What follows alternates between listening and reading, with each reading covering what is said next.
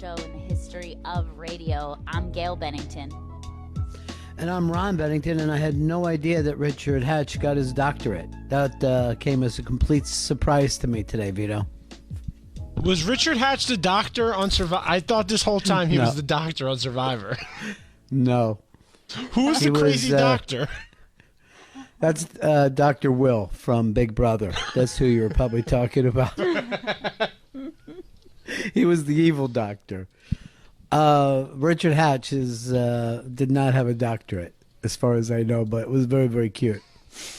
Vito, MVP, Gail.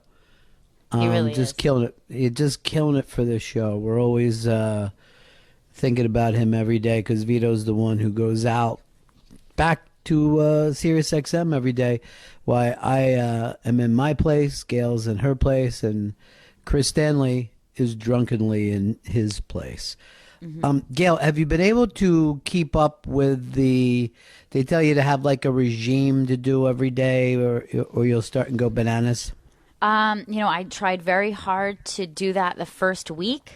And then I had to just give in. You know what I mean? Like, there's no way to try to simulate the outside world when you're living in quarantine. You have to come up with some other kind of system. I read all the advice that they give you about, everything that you're supposed to be doing. They say get dressed for work, exactly like you were going to work. Kind of make the move, like go from your bedroom to your work area, like literally travel there. Come in, just say hello to your houseplants, do a couple of minutes of joking around, and then. But I will honestly tell you, I'm just sitting here in my underwear. No, nothing else. No shoes, no socks. Just sitting in my underwear, needing a shave. The first week I did try to get dressed and treat it as though at least I was going to a place. Now I'm wearing the flannel shirt that I slept in, and I have not done one day of radio wearing shoes. No footwear. Yeah. All of this has been barefoot. Chris Stanley, what about you? I mean, I'm not wearing a shirt right now. I really don't dress up at all. I just wear basketball shorts and slippers. That's a good look for you, though.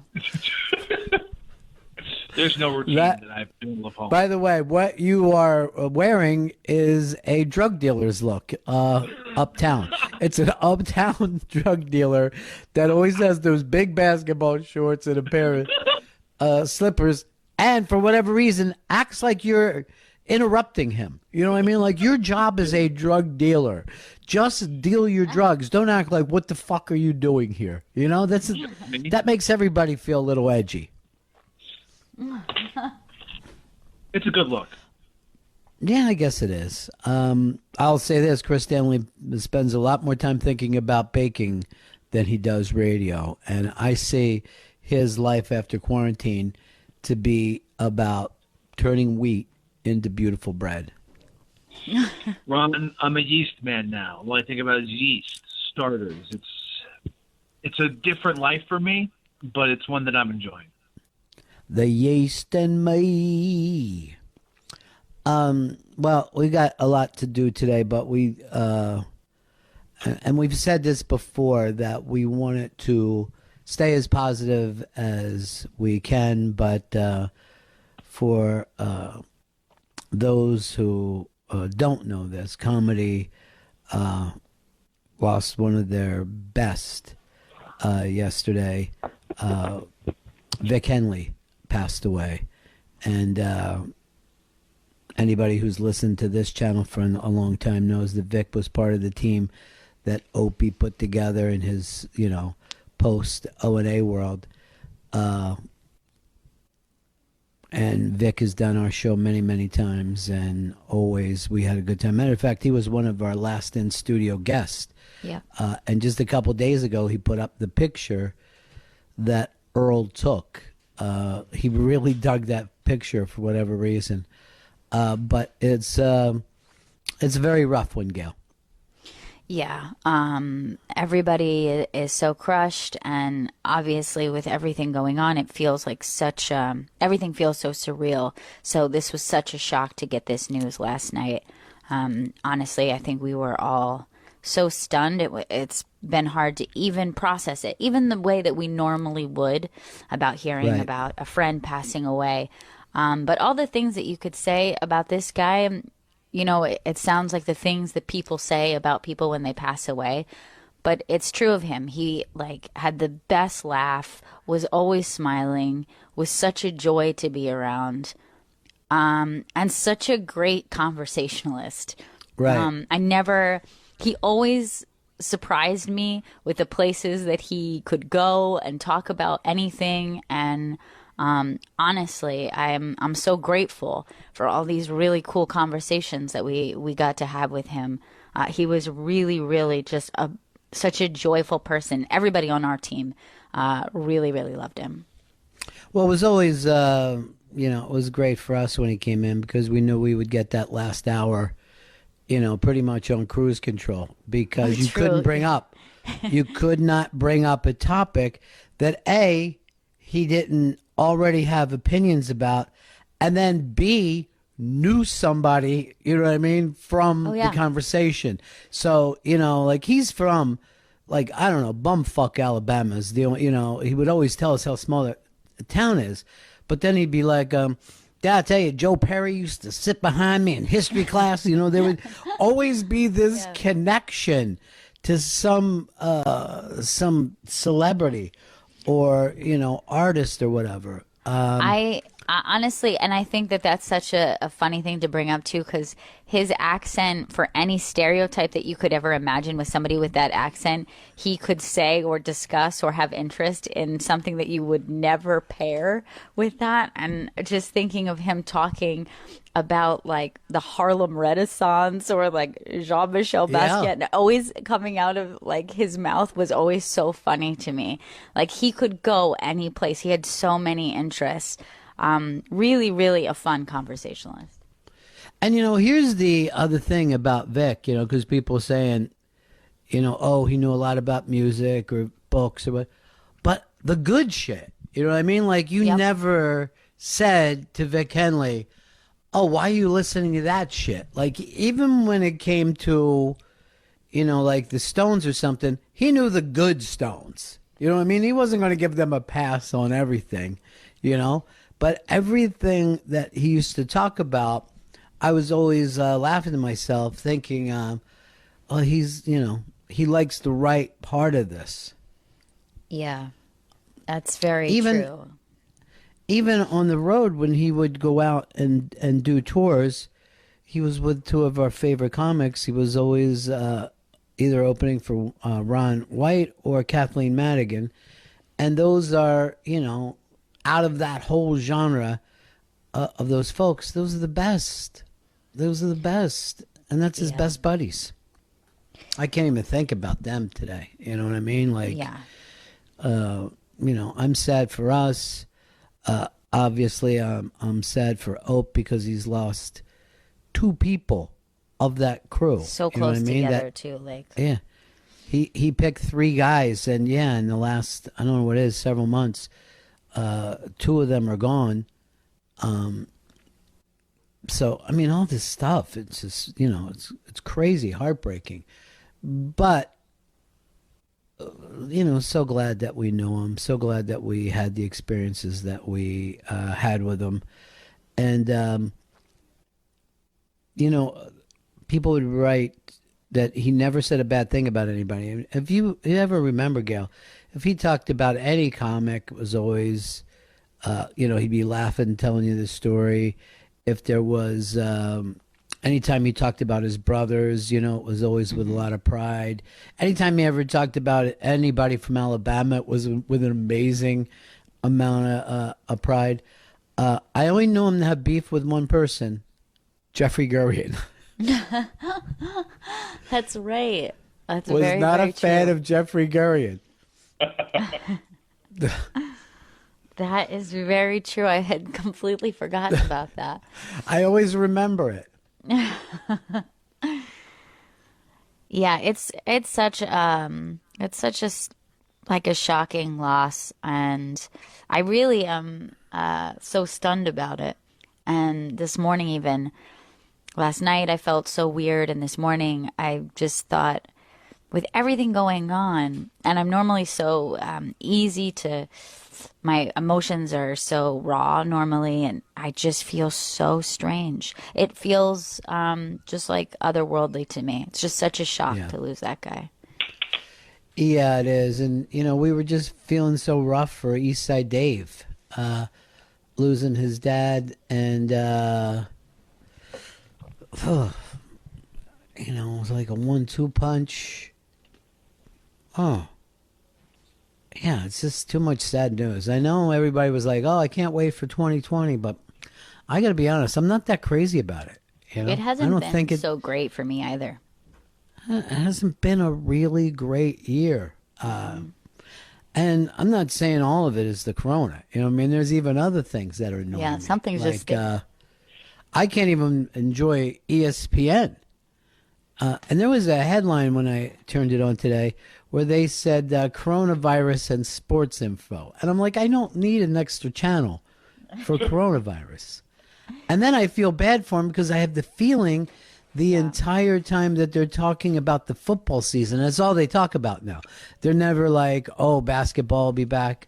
They just talk about football, and you're just like, I don't know.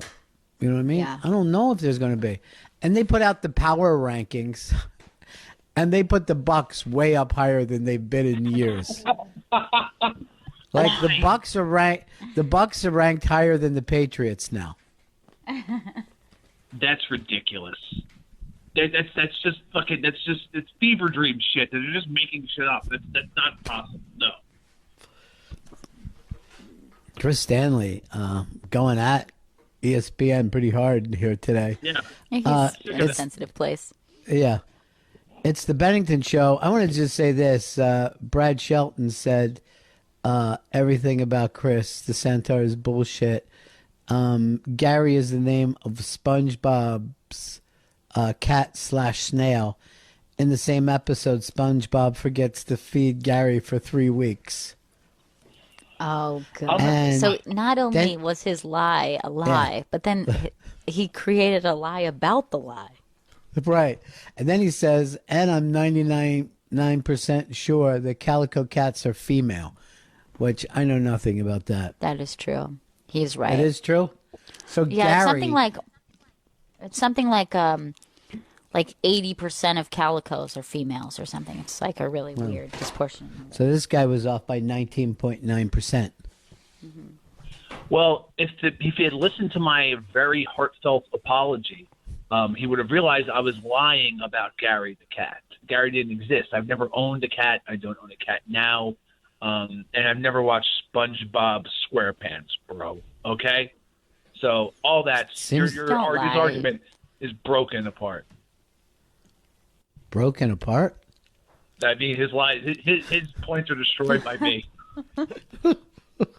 The way you said SpongeBob SquarePants was just an obvious tell that you know who SpongeBob SquarePants is. Nobody's ever forgotten the name SpongeBob SquarePants. I know. Like Yeah. he has... All right, Vito just busted you, Chris. You're Yeah. a liar. Broke it apart. I've never seen SpongeBob SquarePants. Okay, I never watched Stop that it. show.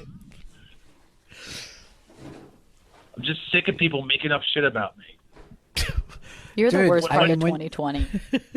You just came off a major lie, and you're saying you're sick of people making stuff up? It's true. It's true, and people not listening to my apologies because I throw it all out there. Okay. You can't get angry that people don't accept your apology right away. And I'll just say this. Hypocrisy, you have met your match. For his name is Chris Stanley. The bread maker. They call me the bread boy. A lot of people are coming up to me telling me about that. How come I you don't know, didn't I stick think with the nickname Yeasty Boy like I wanted? I'm a yeasty boy. Hashtag dough bros. Hashtag bread bros. I'll just say this. You leave your bread in the oven so long that it comes out toast. Lightly toasted, Ron. The best. Toast anybody? Giant sourdough loaf of toast?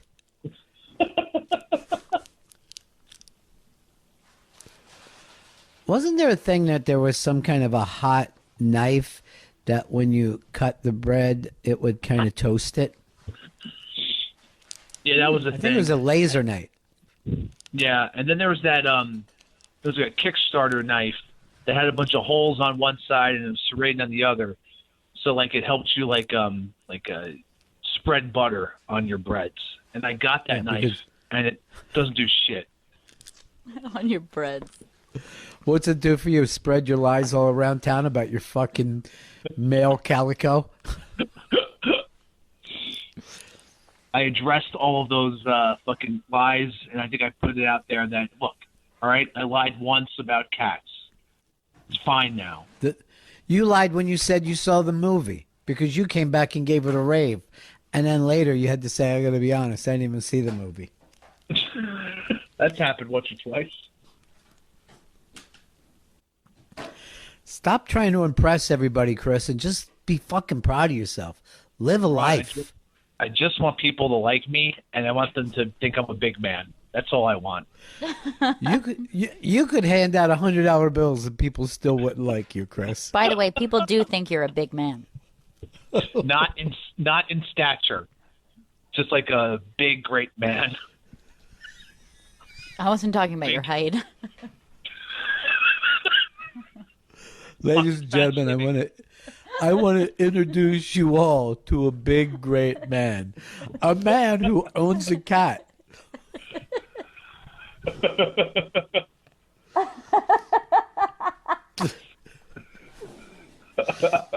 Hey, did you see that big, great man? Seems like he has a little tiny cat that he takes everywhere with him. He's Cool. really cool. Yeah. Well, I respect him for that. Yeah. Oh, boy. I feel bad about Vic. Me too. I wish I would have been able to move that nickname I had for him to Toothpick Vic. I tried it like 8 times. Never caught on. I wish it could have. And I only know it from Reservoir Dogs. I never heard that used anywhere else. I tried it for... what was that other producer, the one that you replaced, Chris? Pitchy? Pitsy, yeah. His girlfriend's name was Vicky, and I tried to move Toothpick Vic on her, and I got a little traction going, and enough that he quit and went back to Long Island. You also tried it with Hard Rock Vic. Now, I guess, boss of the Hard Rock, now that Johnny's gone. No. Johnny was trying to move the name Margaritaville J, and I'm like, I don't know. He wants everybody to call him Jay now that he has a new job. I don't like it. I don't either.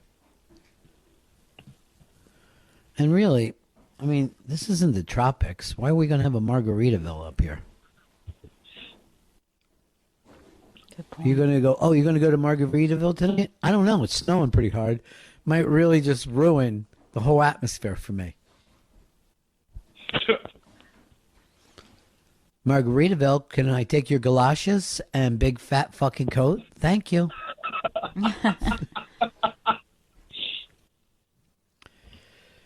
No, man. Gail, I'll say this about Vic Henley. He always adored you, right from Jump Street.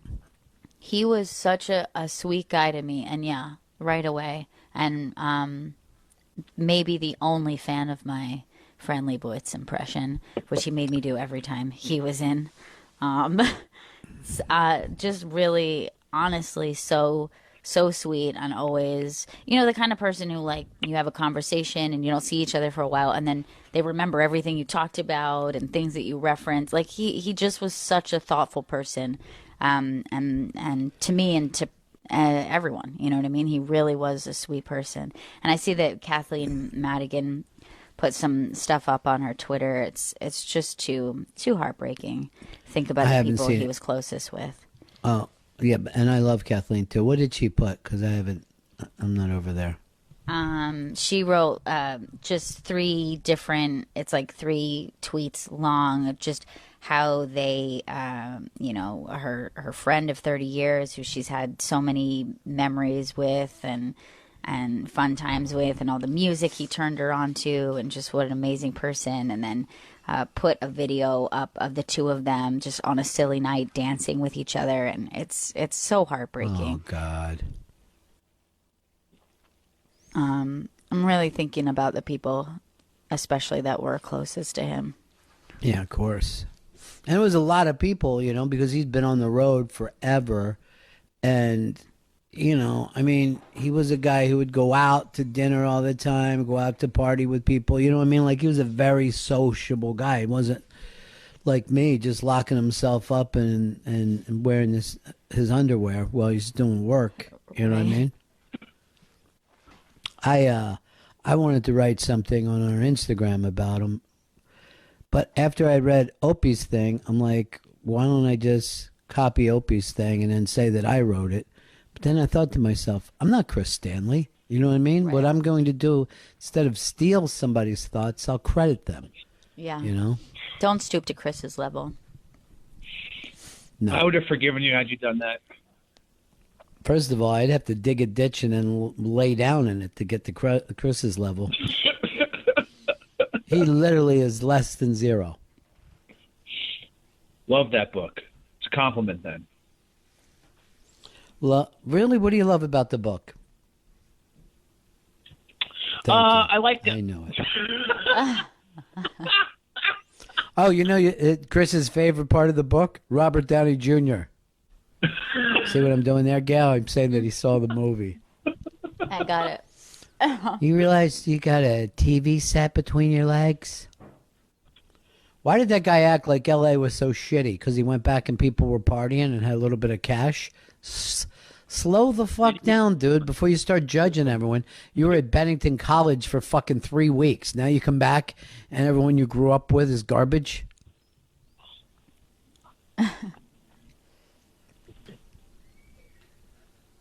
Maybe I went too hard. You know what I mean? I went a little too hard at him. It is the Bennington Show. Hanging out with you here today, as we said. We got, some sad news yesterday. Vic Henley passed away. Really just thinking about his family, his friends, and he was always a great guest on our show. We always enjoyed him. I'm trying to think how many people we know that actually read, no paintings, no film, no music, and then also are sports fans. It's a rare fucking thing to pull off. That's very true. Yeah, there was nothing about him that was the usual in that way. Honestly, I don't think that there was ever a topic that we could go with that he didn't know, a vast amount and be able to talk about it. But yeah, like that combination of knowing that much about art and culture and then sports and current events, he knew everything. Yeah. He's the exact opposite of Chris Stanley. Mm-hmm. Get a hold of Earl for me real fast if you can, or I don't know whether we have time, Vito. If you don't have time, don't push yourself. Because I wanted to ask Earl why Vic liked that last picture that Earl took of him so much. Because remember, I think he was saying that he was upset because he was using an old picture for his his album, and he was also very happy that he had a piece of product out. And he was also happy that he was invited back into Sirius XM. He thought he had beef there, but I never knew anybody in the comedy department who had any problem with him or anywhere else. But he felt like he'd been fired twice, so he was starting to wonder if it was personal. Because he had hooked up with Sirius XM a couple times, but no, everybody only thought the nicest things about him. What's the story, Veets? Waiting to hear back from Earl. He just called in. I'm gonna put him up. Okay, thanks, buddy. Hey, Earl, what's happening? Hello, everyone. How are you? Hey, Earl. Oh, hi. Hey, Earl. Hey, Earl. We were talking about, for some reason, we just lost Vic Henley. For some reason, he loved that last picture you took of him. Yeah, he was. I never met someone who was just so. You meet people that you feel like, and they treat you like they've known you your whole life. And that's how he treated me, and it seemed to treat everyone like that. And I remember his enthusiasm when we took the picture, and I show it to him, and his face just literally goes, "Oh man, that's great! Can I use this? Can I tag this?" And I was like, "Are you sure?" Yeah, he was looking. I think he told us that day that he was looking for a picture, right, Gail? Because he was he did. tired of the old one that was following him around everywhere. Right. Which happens all the time. Because like a lot of times, clubs will just go on Google Images. And I think we even talked about that, and they'll just yank one out, and it's just you at a party, sweaty and weird, and then you just show up, and that's the picture they have at the club.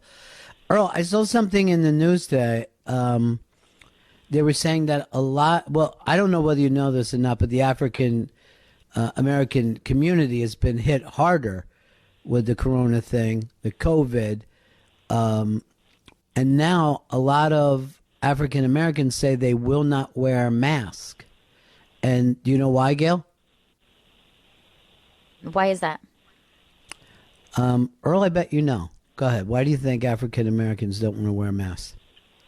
I would assume that if you're walking into, let's say, a bank or See?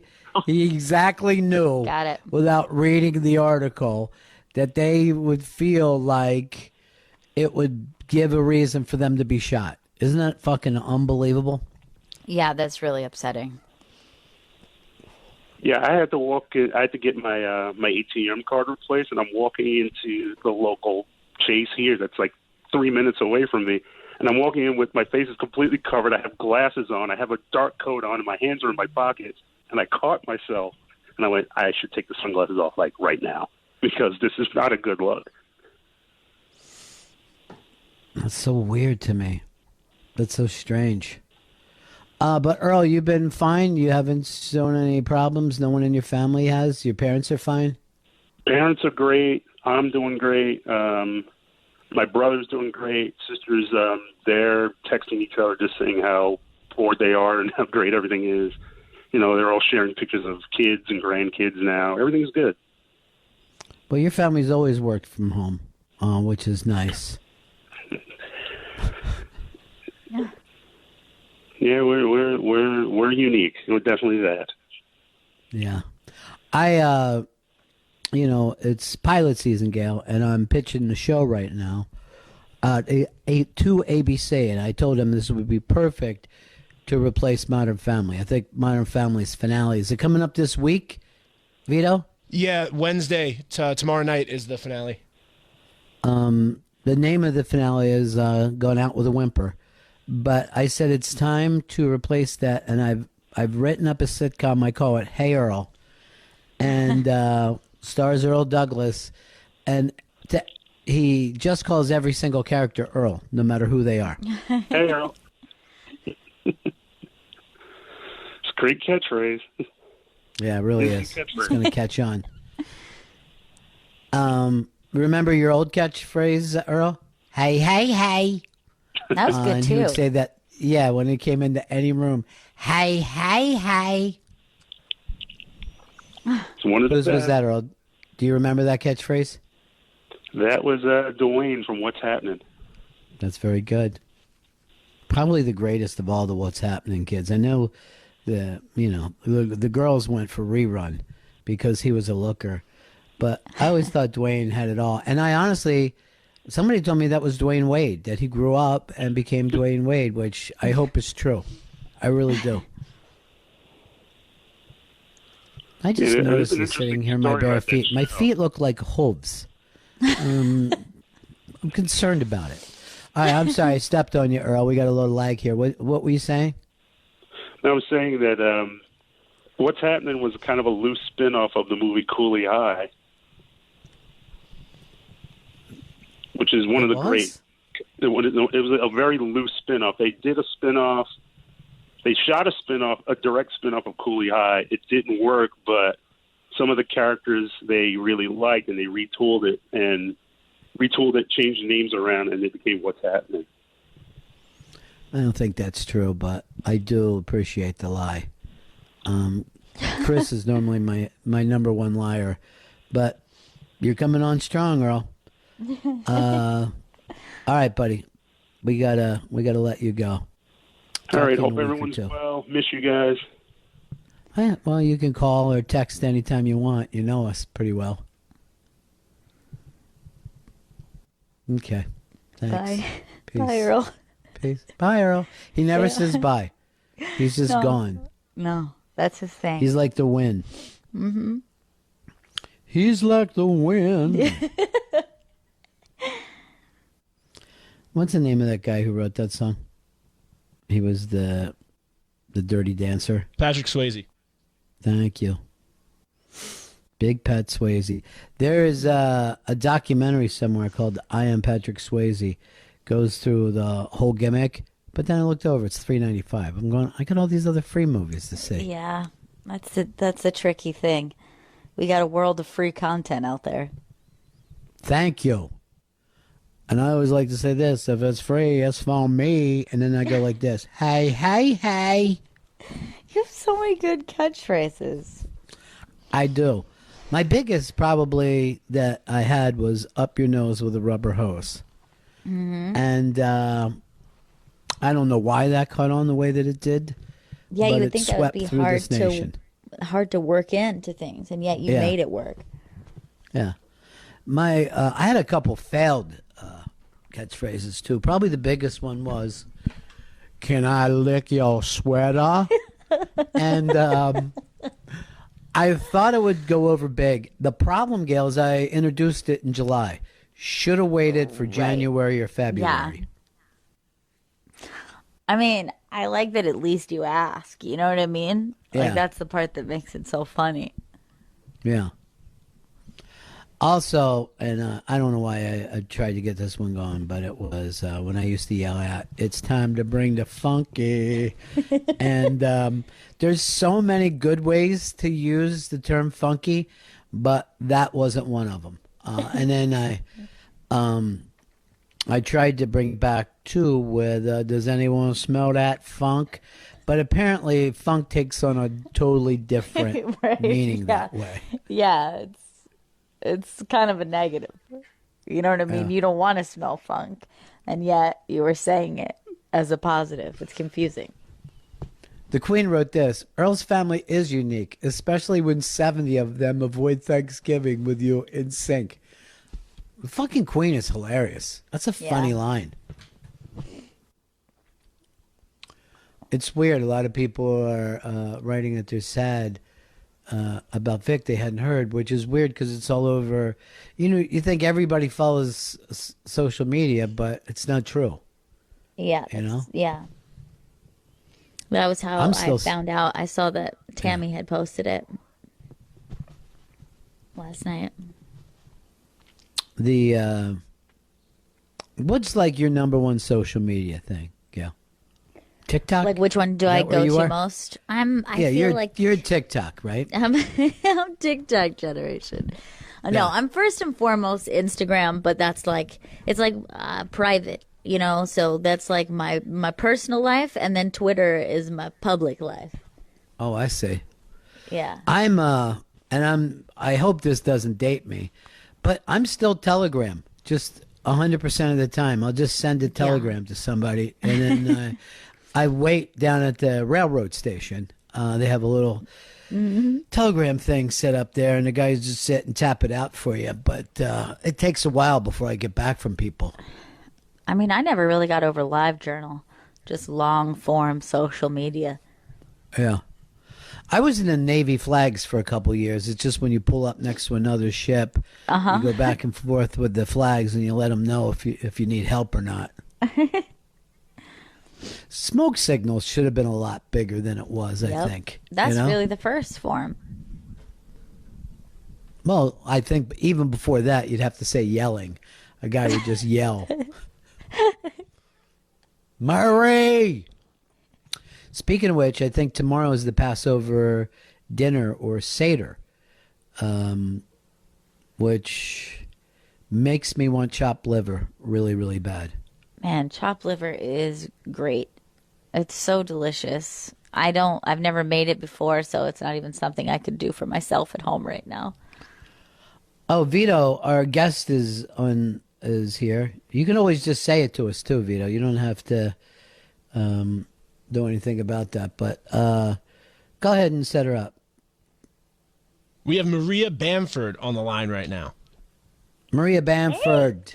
Hi, Maria. How are you, my friend? It's good to hear you. Hello, how are you? Nice to talk to you guys. How's it going out there? I really love the new forms of communication you've turned me on to. I'd forgotten about flags. You know how powerful that can be from a distance. Yeah. Well, I heard this, that you're now doing stand-up on Zoom. Yes. I've done maybe like 10 shows, just 3 p.m. Pacific. Yeah, I did both. Yeah, 10 shows, and then last Friday I got Zoom bombed, which was hilarious. And yeah, I don't want to critique the bombers because I know they're just starting out with this stuff. But if they just put the anal porn just lightly sprinkled first, and then went into the racial slurs, and then got personal, calling me a slut and a whore. It's just a better build-up. And also, slut, whore, and ugly, it just doesn't make sense. You want to unpack that into how ugly can I be if I'm also promiscuous? Right, exactly. That's really a good point. That doesn't normally something that an ugly person can pull off. But this is almost like you're doing bar nights, like open mic comedy. You know, Zoom makes me feel like it's those terrible gigs you have to do early in your career.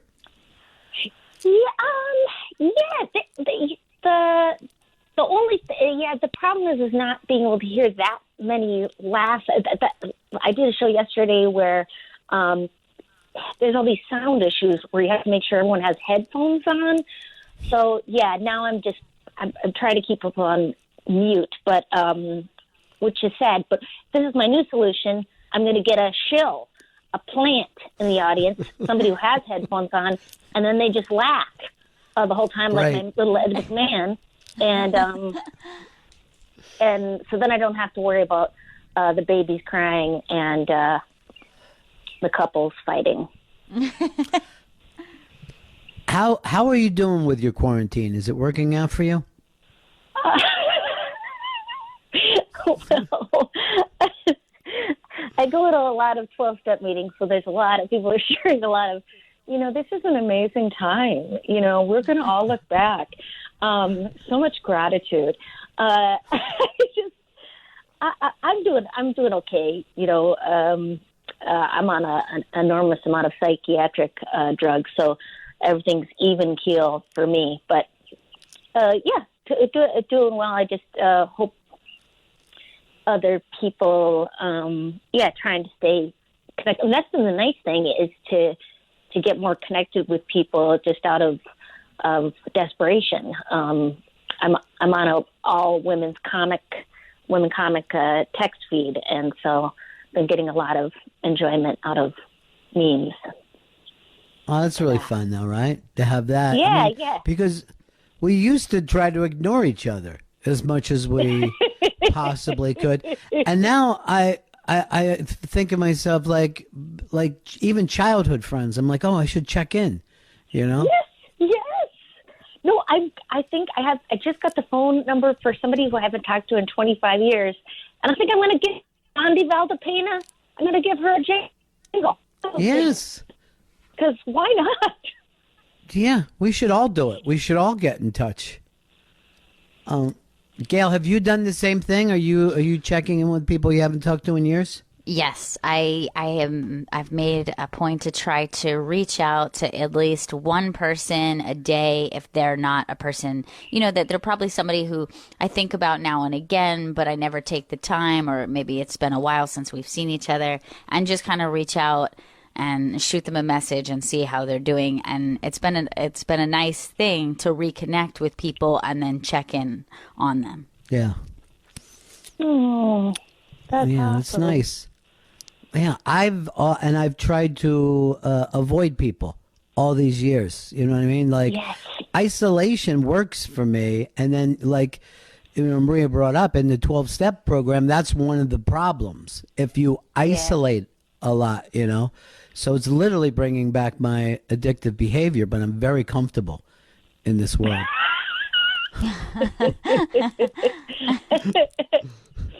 Yeah, no, I felt like it was an introvert's paradise for the first 3 days of it, and then I started to feel a little bit mental. So, I do like seeing people. I like seeing people in their home environments too. That's exciting and fascinating. Yeah, like the celebrities are just sitting around, and you're like, oh, you have a giant vestibule. I never thought you needed that much space in a vestibule. Why do you have a typewriter back there? Yeah. An old-timey typewriter. John Krasinski had that. Clearly decorative. Now, what else are you doing to stay creative, Maria? I'm doing a show most every day, and then I think doing what a lot of people, writing about the experience, just trying to how to develop stand-up material with no crowds. Yeah. So, and just being part of other people's shows. Other comics do it too. They have a character I'm trying to develop who does a Christian multi-level marketing company. My friend from high school, Amy Sleeverson, who couldn't afford to get in the most popular MLM, Mary and Martha. It costs a lot, so she's made her own multi-level marketing company called Lost Daughters. And I don't know if you know this. Do you know the story of Lot's daughters from the Bible? We try to avoid the Bible. Oh, good for you. Yeah, it's good stuff. The sexy parts are really. What happened with Lot's daughters? Lot was told to leave by God from the Sodom and Gomorrah.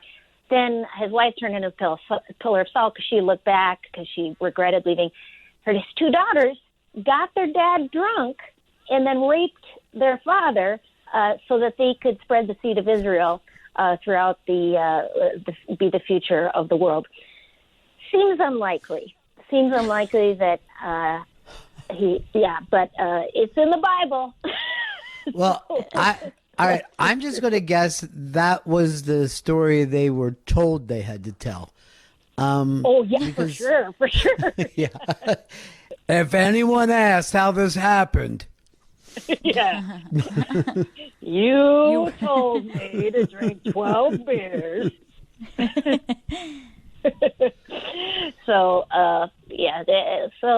Keeping myself entertained and that's about it. There's some voiceover work still being done in cartoons and stuff, so I've done that, but otherwise I believe I am just as bored as most people, but not. I'm not helping out that much is maybe another way of saying it. Well, they say that we're helping out just by staying home, and it's literally the first time I've ever served my country. I can't believe that I finally answered the bell. Well, don't you remember after 9/11 they told us to shop? And I felt like I did my part back then. Yeah, and they also didn't want us to online shop back then. They wanted us to go into the stores. And I remember at that time, I had put together bar crawls as a way of being patriotic. And, we'd take a bunch of people into one bar, make sure they got paid, and then went to the next one. And then when we got to De Niro's restaurant, they said, don't worry about it. We're fine. Move along. We don't want you all coming in here. We don't have enough guest jackets for you all. Doesn't he? He has like a fancy sushi restaurant, right? Or he has a couple in that same, and everybody always looks for him in all those places. And I've never heard anybody say, I walked in there and De Niro was, seating people. Because I feel like that's what you should do if it's your restaurant. My parents went to his sushi restaurant, and they had never had sushi before, so they asked to have it cooked. And they did it for them. They cooked the sushi for them because my parents are ridiculous. And, they just didn't get the concept of sushi. Well, once you fry it up, it's pretty tasty. It doesn't seem safe. My parents had never tried sushi. Yeah. Oh, really? They would. Yeah, they never would have done it. And then I'd say, I went out and had sushi, and they would say every time, "Oh, you eat that?" And I go, "Remember all the other times I told you yes?" Hasn't changed at all. Yeah. Maria, I'm so glad to hear that you're doing well. I really am. Yes. And thanks very much. Yeah, we're doing well. Thanks for checking in on us. Thank you so much for having me on the show, and best of everything to you both. All right, talk to you soon. Bye. Okay, bye-bye. So nice, huh, Gail?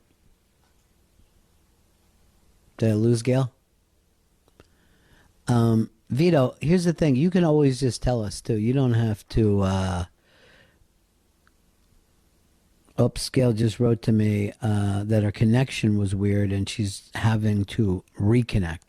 We haven't had that problem yet, Vito. So this is the first time. Yeah, we've had a pretty smooth thing as far as like Wi-Fi and connections go. And I think we only had the one thing 2 weeks ago. Yeah. And then remember yesterday I fucked up by getting on Gail's channel. You give each of us a different channel to check in with. And I just read the two things. I didn't see that you had assigned it. And I was still tossing and turning last night going, how did I fuck that up? I felt like I had really let the whole team down. No, that was fine. How funny is Maria Bamford, though? She's amazing. She's sincerely one of the funniest people alive. She's somebody who I remember as a kid watching her Comedy Central Presents and just being in love with her. And like pretty much that whole class of people that was on like that Comedy Central Presents run. Mm-hmm. I always forget how young you are when you go as a kid. And then I find out that you only mean 10 years ago. Yeah. When I was a little kid. I also didn't get to tell you guys. So yesterday, do you remember there was an issue during one of the breaks? Oh, yeah. You didn't think you could come back. So what happened was there's a piece of wood behind the board. And it, on its own, it fell backward behind the board and ripped out the wires. Oh, my God. So I was sitting here with a board that was completely turned off. And then an engineer came upstairs, and then he looked at it and was like, this thing might not be able to be fixed for 2 weeks. And then I started panicking, and I looked behind, and I found some wires, and he said, oh, you're really lucky that this random wire was sitting here. That's the only thing. And then we were able to get it back before the commercial break ended. Here's the funny thing that you said it happened all by itself. Instead, you were just sticking a stick back behind the board and then rip the wires out. You were just bored and were digging around with a big long stick. But that was all right, that was terrifying. We can't get Gail back. That's still the problem. Gail will be able to get back once she redoes her connection. All right. If that happens to me, what do I got to do? Just fucking start from the beginning, or I got to do one of those unplugs things? Hey, guys. There's Gail. Hey, Gail. Hi. What did you have to do? I was just asking him if this ever happens to me. So out of nowhere, everything started to sound like really robotic, and I was like, "Am I having a stroke or is it my system?" So I She was decided doing a character. That's Maria Bamford. So honestly, all I did was unplug everything, turn everything off, since that's all, IT usually tells me is just to reboot everything. So I just unplugged everything from the Ethernet cable to the power cord and then rebooted it. I first tried to disconnect and reconnect and it didn't work. Like I signed out of the access and back in and it still sounded the same. So then I just rebooted everything and now everything sounds normal. I haven't even looked at any of those things since I plugged it in. I don't even know where it's plugged in at right now. To be fair, I also have an older system than you. So I feel like mine could be a little buggier than yours. Well, when you said to be fair, it sounds like you feel like it's unfair. Yeah, to be fair to you, but unfair to me. Yeah. You love Maria Bamford? I do. I absolutely adore her. Yeah, me too. I think she's so sweet, and it's so weird when you hear like she's just going to Zoom now. You know what I mean? Because there's a lot of people like, how can I do my stand-up? Yeah. And they go, Ron, are you going crazy? And I'm like, no. They're like, what are you going to do? I go, wait till we come up with some kind of vaccine. Mm-hmm. She also, I didn't even know Zoom bombing was a thing. So that was pretty exciting for me to even know that it existed. I'm trying to think, and I can't remember what platform it was, but you used to be able to tell all your listeners here, go to this person's thing, and they would all come bursting into their room. You know what I mean? So you could pick somebody out and then just send hundreds of people to them. Periscope. Mm-hmm. It was fucking Periscope. You're right. I forgot Periscope. And I remember when Periscope started, I'm like, well, this is going to be the biggest thing ever. Because the cool thing about that was you could just click on a map and see what somebody was doing in France or Africa or whatever. Yeah, I liked that. And it would be it would just be fascinating for a while. And then you're just like, oh, yeah, I forgot. I have Periscope. And now, does it even exist? I haven't heard anybody using it at all in a very long time. So if it's still there, I feel like it's a ghost world. The app is still live, but I don't think it's very popular whatsoever. I think I'm trying to think. A couple comics used to be really big there too. I think Kreischer was the big Periscope guy. Yeah, Bert was really big. I think, did Brody also use a lot of Periscope?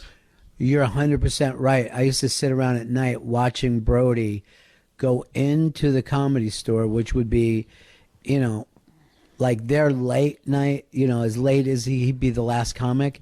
But he would sometimes be battling with people on and off as he was coming up. And he would walk around with that Periscope stick. His thing was on the end of it. And he'd always have something crazy going. And it was fascinating to me. Like, there was no good TV on that time of night, so I would just watch him do that. And then these things, like, you build it up, and then there's somebody right now huge on TikTok, and they think the rest of their life is going to be great. But no, TikTok is going to go away. Yeah. I feel like Doug Benson used Periscope a lot, too. You're right. Doug would get on there and play games with people and stuff. Mm-hmm. We got to check in with him, too. We've been checking in with a lot of comics to see how they're doing.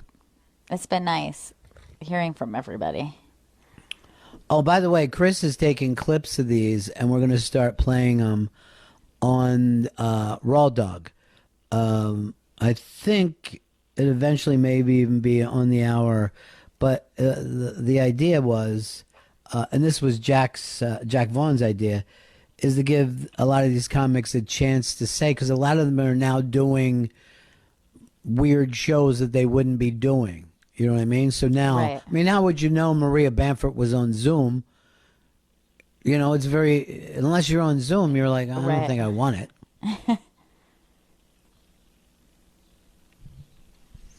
Chris Stanley's. Remember, he was very, very big. Wait, was he Periscope or was yeah, he? He's a Scope Bro. Scope Bros, Ron. Scope Bros. Periscope. And then I got shadow banned the night of the championship NFL games. Was when it was the Super Bowl that ended up being Panthers Broncos, because I started going off on I think Bruce Arians and Carson Palmer possibly for being cunts, and then I also used the R word for special needs people multiple times, and then Periscope shadow banned me. Yeah, I didn't. I'd been drinking for about 10 hours. Well, that makes it okay. I mean, it doesn't make it okay. I'm just saying that's probably what led to the awful language being used. Well, I feel like you did your apology yesterday makes up for everything, including that. Thank you. That's great. And I think, yeah. I don't think you should be held to anything if you were drunk. Thank you. I agree. So what? I had about. Why didn't you tell? Yeah, the judge would be like, "Why didn't you tell me you were drunk? Go ahead, get out of here." Thanks. By the way, Gail, I don't know whether you've been over the iBang this morning, but they got all kinds of tweets that they put together of people talking about Vic Henley, and it's very, very sweet. That's very, so very sweet. nice. I want to take a break here, Gail, but we're going to come back with a new both rock and roll song, new album being released. Yeah, that's Connor Bracken and the Mother Leeds Band, and they're releasing their new song, Voice on the Radio. It's coming out this Friday, April 10th. It's going to be available on Spotify. And you can also follow them on Instagram at Mother Leeds Band. So we'll take a break here, but we're going to come back with this song. And Connor's a rocker, man. You know what I mean? Connor's like full-time underground garage. I mean, he's just always fucking bringing it. And I remember like a few years ago, we're like, man, this music's great. He's far surpassed when we were impressed. Yeah. You know what I mean? Yeah. He's far surpassed it. So we're going to take a break here. The new album, Voice on the Radio, is this Friday. It's going to be released. It's going to be available on Spotify. Follow them on Instagram at Mother Leeds Band. We'll be right back. This is Bennington. Faction Talk 103. It's the Bennington Show.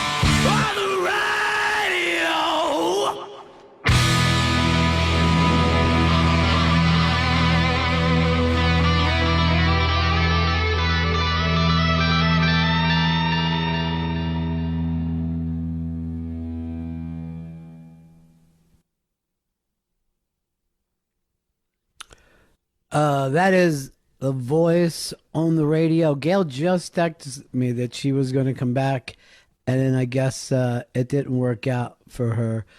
I love that song, Connor. We got Connor on the line right now. I'm right here. Dude, fucking cool, Hey. cool fucking song, dude. Really, really cool. Thank you, man. Yeah, we weren't gonna drop it, but then we were like, oh, there's all this fucking time, so let's just drop it, and we did. I figured you would like it though, so that's why I sent it your way. I love it in a big, with all big the way. radio You know, and I'm getting a little feedback now too, Vito. Do you hear it, or is it just in my headphones? I did. I pulled that down right now, and I think Gail is going to call in. All right. Yeah, we're having trouble. Deborah's even saying it might be her router. If she'd like to take a look at that. All right, she's up on the phone. Bring her up. Hey, Gail, we got you now? Hey guys, I was literally just reading the plug, and then all Yeah. of a sudden you start talking over me, and I was like, I guess no one can hear me. Yeah, we couldn't hear you at all. It's quarantine radio trying to make everything happen. Go ahead and do the plug now, Gail. It is Connor Bracken and the Mother Leads Band. It's Voice on the Radio, and that comes out this Friday, correct? Yes. This Friday, available on Spotify. Badass song. Very, very badass song. Thank you, dude. Yeah, it was. I thought you would like it. Yeah. The opening line when you say I'm the Geeter with the heater. Do you even know where that's from? Fuck yeah, Philly radio. I know Gear with the heater. Philly radio. Jerry Blavitt, and that goes all the way back to the 1960s. He's the Geeter with the heater. He's the big boss with the hot sauce. Yeah, Philly that soul, guy man. had some. Yeah, that guy had like a 65 share or something at one time, in AM radio, and then they also used to do a like a Saturday show, like a teen show, where all the Philly teens would go and dance it out.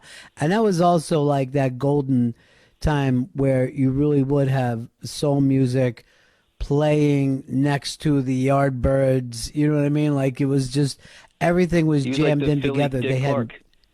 Yes, he was. Matter of fact, I think he used to despise Dick Clark because he would say like Dick He had Clark beef, took big his beef. gimmick. Yeah. And now I think he's on the Jersey Shore. You know what I mean? Like he hangs on the he's Jersey all around. Shore. I still hear him occasionally. Yeah. He's got a club that he's owned for like years. Like even like Yeah. I think he had like issues with like the mob with it and everything. But it's just Right. like I was just that's one of those stream of consciousness kind of songs that I wrote. And there's like 20 verses of that, but only a few made it. And I really wanted to keep the one with the heater in it because it's just like so specific, and I just love the whole story behind him, and it rhymes real good. And he was also like, when he pulled that together, he was kind of like a kid himself. And it's like when, it was that point in the 1960s where people had no idea how to handle the youth explosion. You know what I mean? So they just started hiring And he some tapped into it. kids. Yeah. Like, here, you know what they like.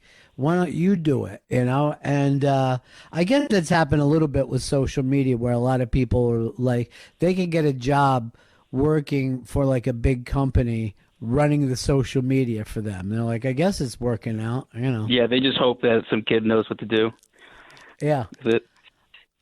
Yeah, the whole song's about kind of, I don't know. It's like a kind of middle of the night, late night radio kind of thing. And crazy people that call in and listen to that and how it kind of controls them a little bit.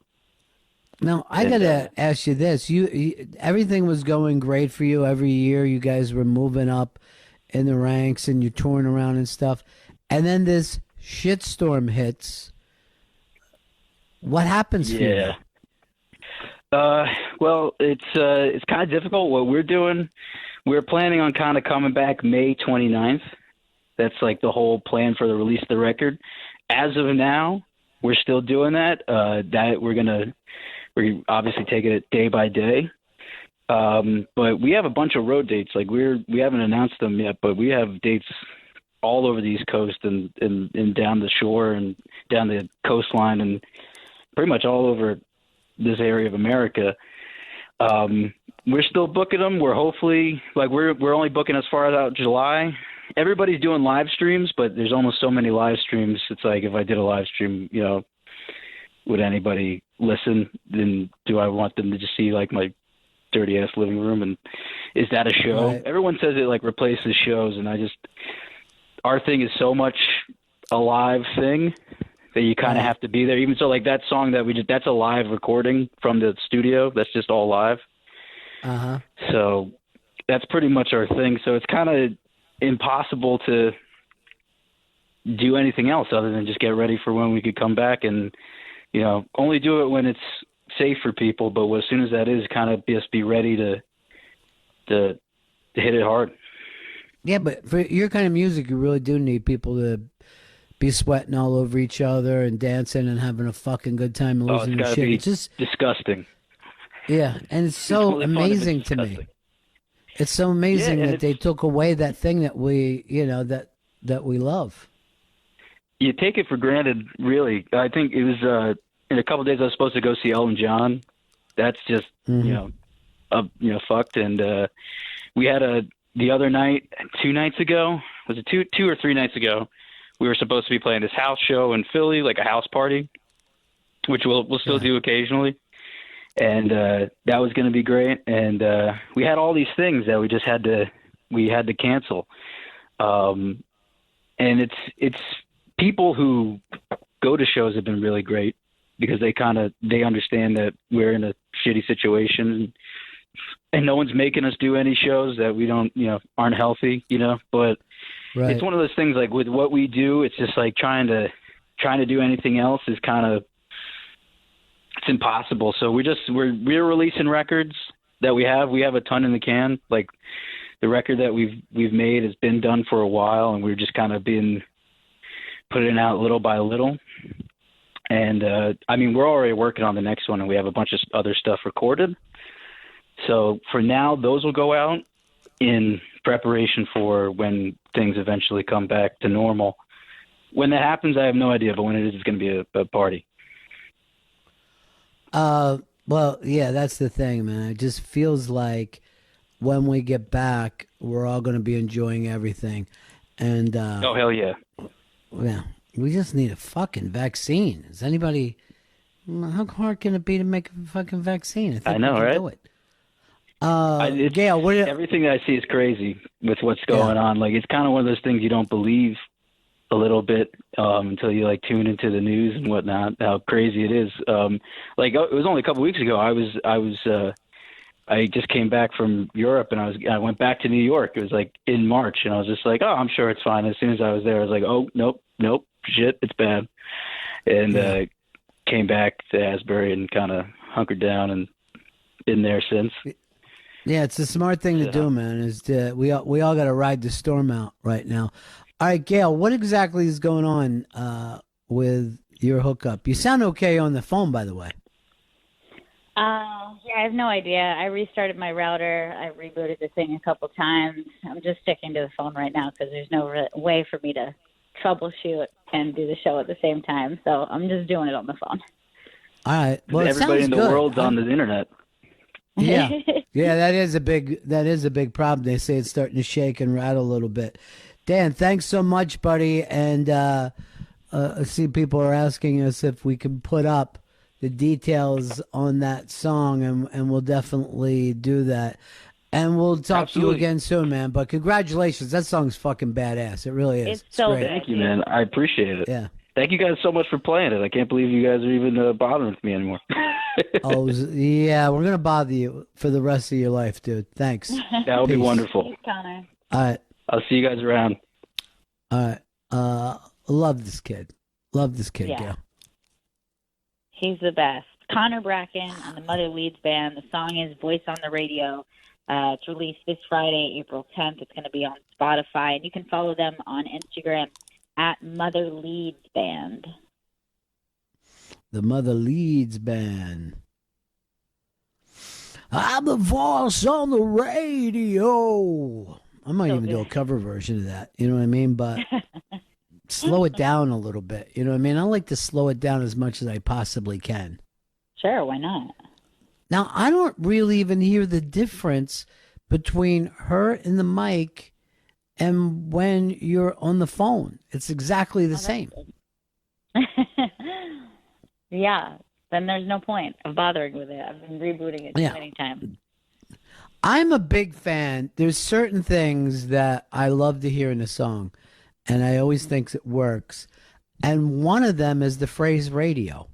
It always works for me. If you think about how many great songs have the word radio in it. So many. Maybe my favorite, Radio for Europe. That is true. Maybe that's the best REM song of all time. Also, the song Mohammed's Radio. Unbelievable. Oh, yeah. Caravan by Van Morrison, when he keeps saying on the radio. Radio. Yeah, I love that. There's something just like romantic about it, I think. Yeah, well, it works. The Elvis Costello and the Attraction song, Radio. Mm-hmm. I want to bite the hand that feeds me. By the way, he never got real radio play for years after that. People in radio were so fucking mad. And you go back and listen to that early Elvis Costello, it was all radio friendly. You know what I mean? Like, but they would play Joe Jackson, but not Elvis Costello because he fucked around with radio. Yeah, and it seems weird to choose Joe Jackson over him, just because I mean, like, I see similarly, but you know, I feel like Joe Jackson doesn't really exist without him. He's a poor man's Elvis Costello. Yeah. But you know what he knew how to do? He knew how to walk that line. You know what I mean? He knew how to fucking tip his hat to the big honchos at radio. I got one for you. This was an early MTV hit, maybe 81, 82. It's a strange fucking song by a little band we like to call Wall of Voodoo. And it's I'm on a Mexican radio. That song is so good. I'm on a Mexican, whoa.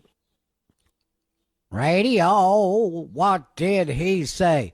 I just thought of another one. And Gail, I think you're familiar with a little.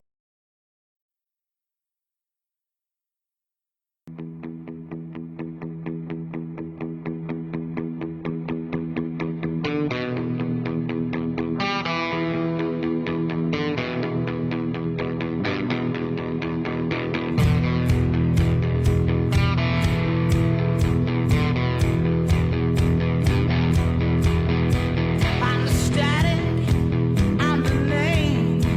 I can tell.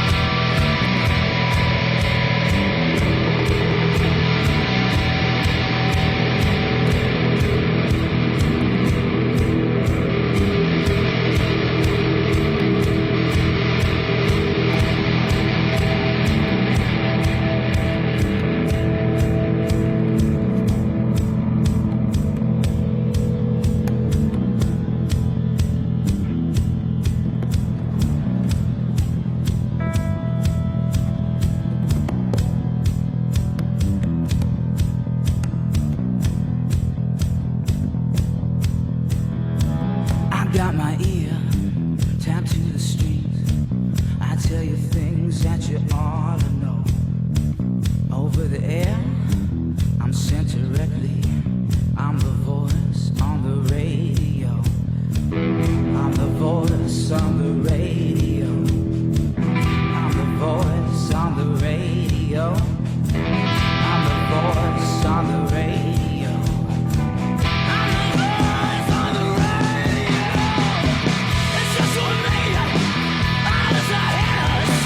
I give the news and I put on a show. Sit back, relax. I'm in frame. I'm the voice on the radio. I'm the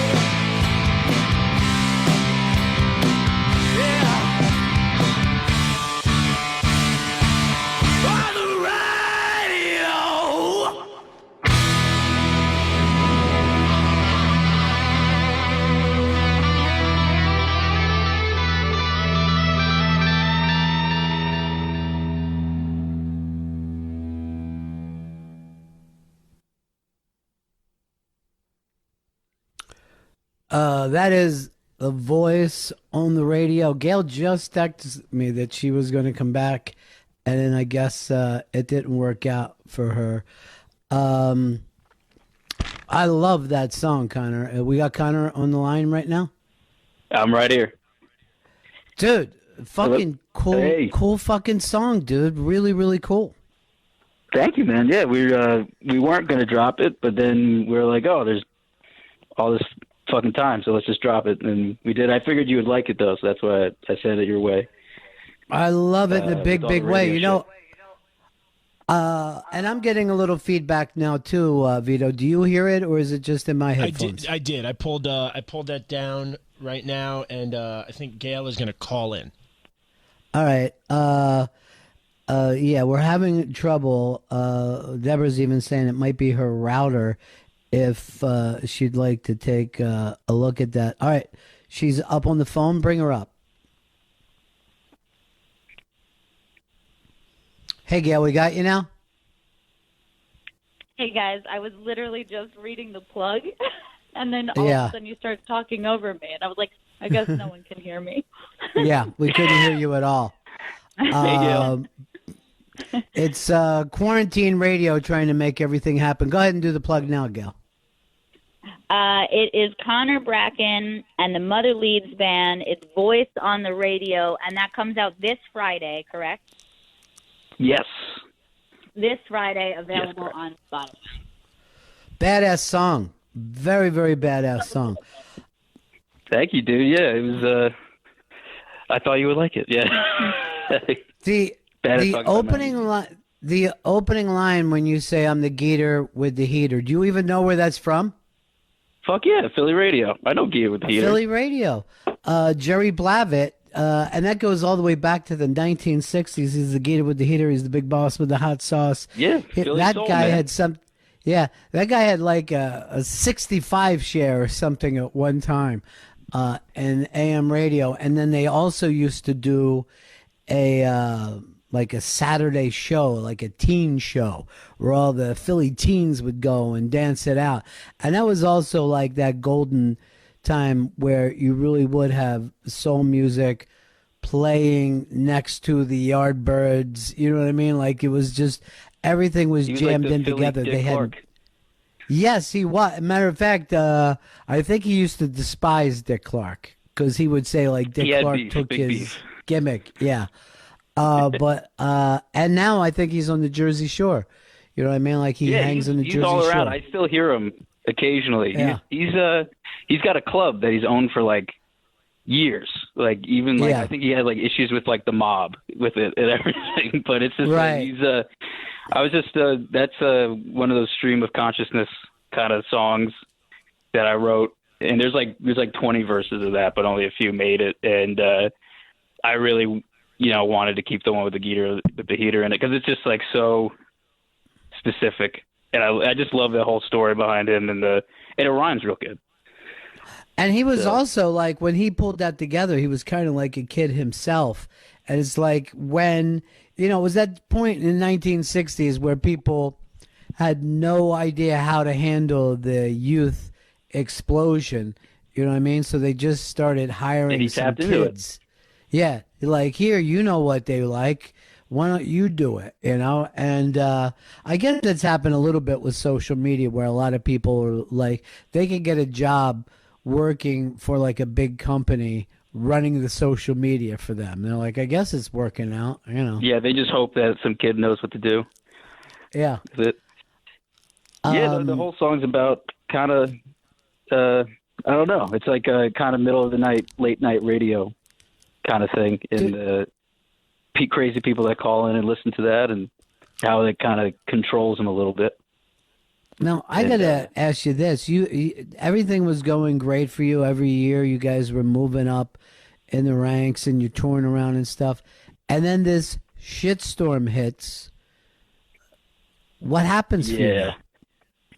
Well, it's kind of difficult. What we're doing, we're planning on kind of coming back May 29th. That's like the whole plan for the release of the record. As of now, we're still doing that. We're obviously taking it day by day. But we have a bunch of road dates. Like we haven't announced them yet, but we have dates all over the East Coast and down the shore and down the coastline and pretty much all over this area of America. We're still booking them. We're hopefully we're only booking as far as out July.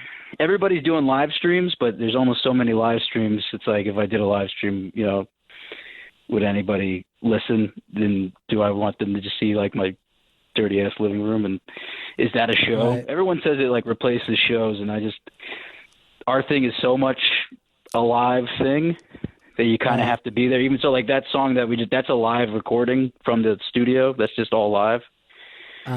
So that's pretty much our thing. So it's kind of impossible to do anything else other than just get ready for when we could come back and only do it when it's safe for people, but as soon as that is, kind of just be ready to hit it hard. Yeah, but for your kind of music, you really do need people to be sweating all over each other and dancing and having a fucking good time and losing their shit. It's just disgusting. Yeah, and it's so totally amazing to me.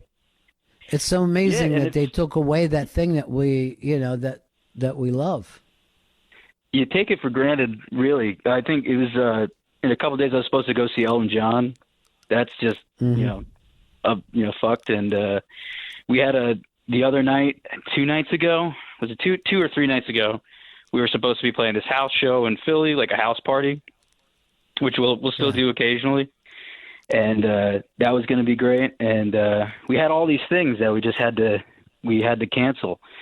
And it's people who go to shows have been really great because they understand that we're in a shitty situation and no one's making us do any shows that we don't, aren't healthy, but it's one of those things like with what we do, it's just like trying to do anything else is it's impossible. So we're releasing records that we have a ton in the can. Like the record that we've made has been done for a while and we're just kind of been putting it out little by little.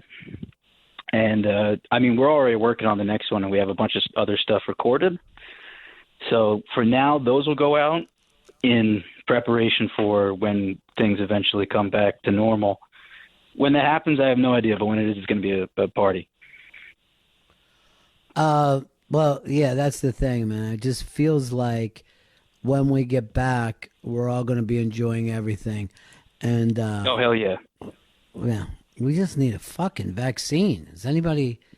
How hard can it be to make a fucking vaccine? I think I know, we can right? do it. Gail, everything that I see is crazy with what's going on. Like, it's kind of one of those things you don't believe a little bit until you like tune into the news and whatnot. How crazy it is. Like, it was only a couple weeks ago. I just came back from Europe and I went back to New York. It was like in March, and I was just like, oh, I'm sure it's fine. As soon as I was there, I was like, oh, nope, shit, it's bad. And came back to Asbury and kind of hunkered down and been there since. Yeah, it's a smart thing to do, man. We all got to ride the storm out right now. All right, Gail, what exactly is going on with your hookup? You sound okay on the phone, by the way. Yeah, I have no idea. I restarted my router. I rebooted the thing a couple times. I'm just sticking to the phone right now because there's no way for me to troubleshoot and do the show at the same time. So I'm just doing it on the phone. All right. Well, everybody in the world's on the internet. Yeah, that is a big problem. They say it's starting to shake and rattle a little bit. Dan, thanks so much, buddy. And I see people are asking us if we can put up the details on that song, and we'll definitely do that. And we'll talk to you again soon, man. But congratulations. That song's fucking badass. It really is. It's so great. Thank you, man. I appreciate it. Yeah. Thank you guys so much for playing it. I can't believe you guys are even bothering with me anymore.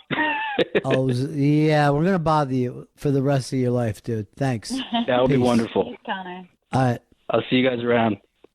All right. Love this kid. Yeah. Gail. He's the best. Connor Bracken on the Mother Leeds Band. The song is Voice on the Radio. It's released this Friday, April 10th. It's going to be on Spotify. And you can follow them on Instagram at Mother Leeds Band.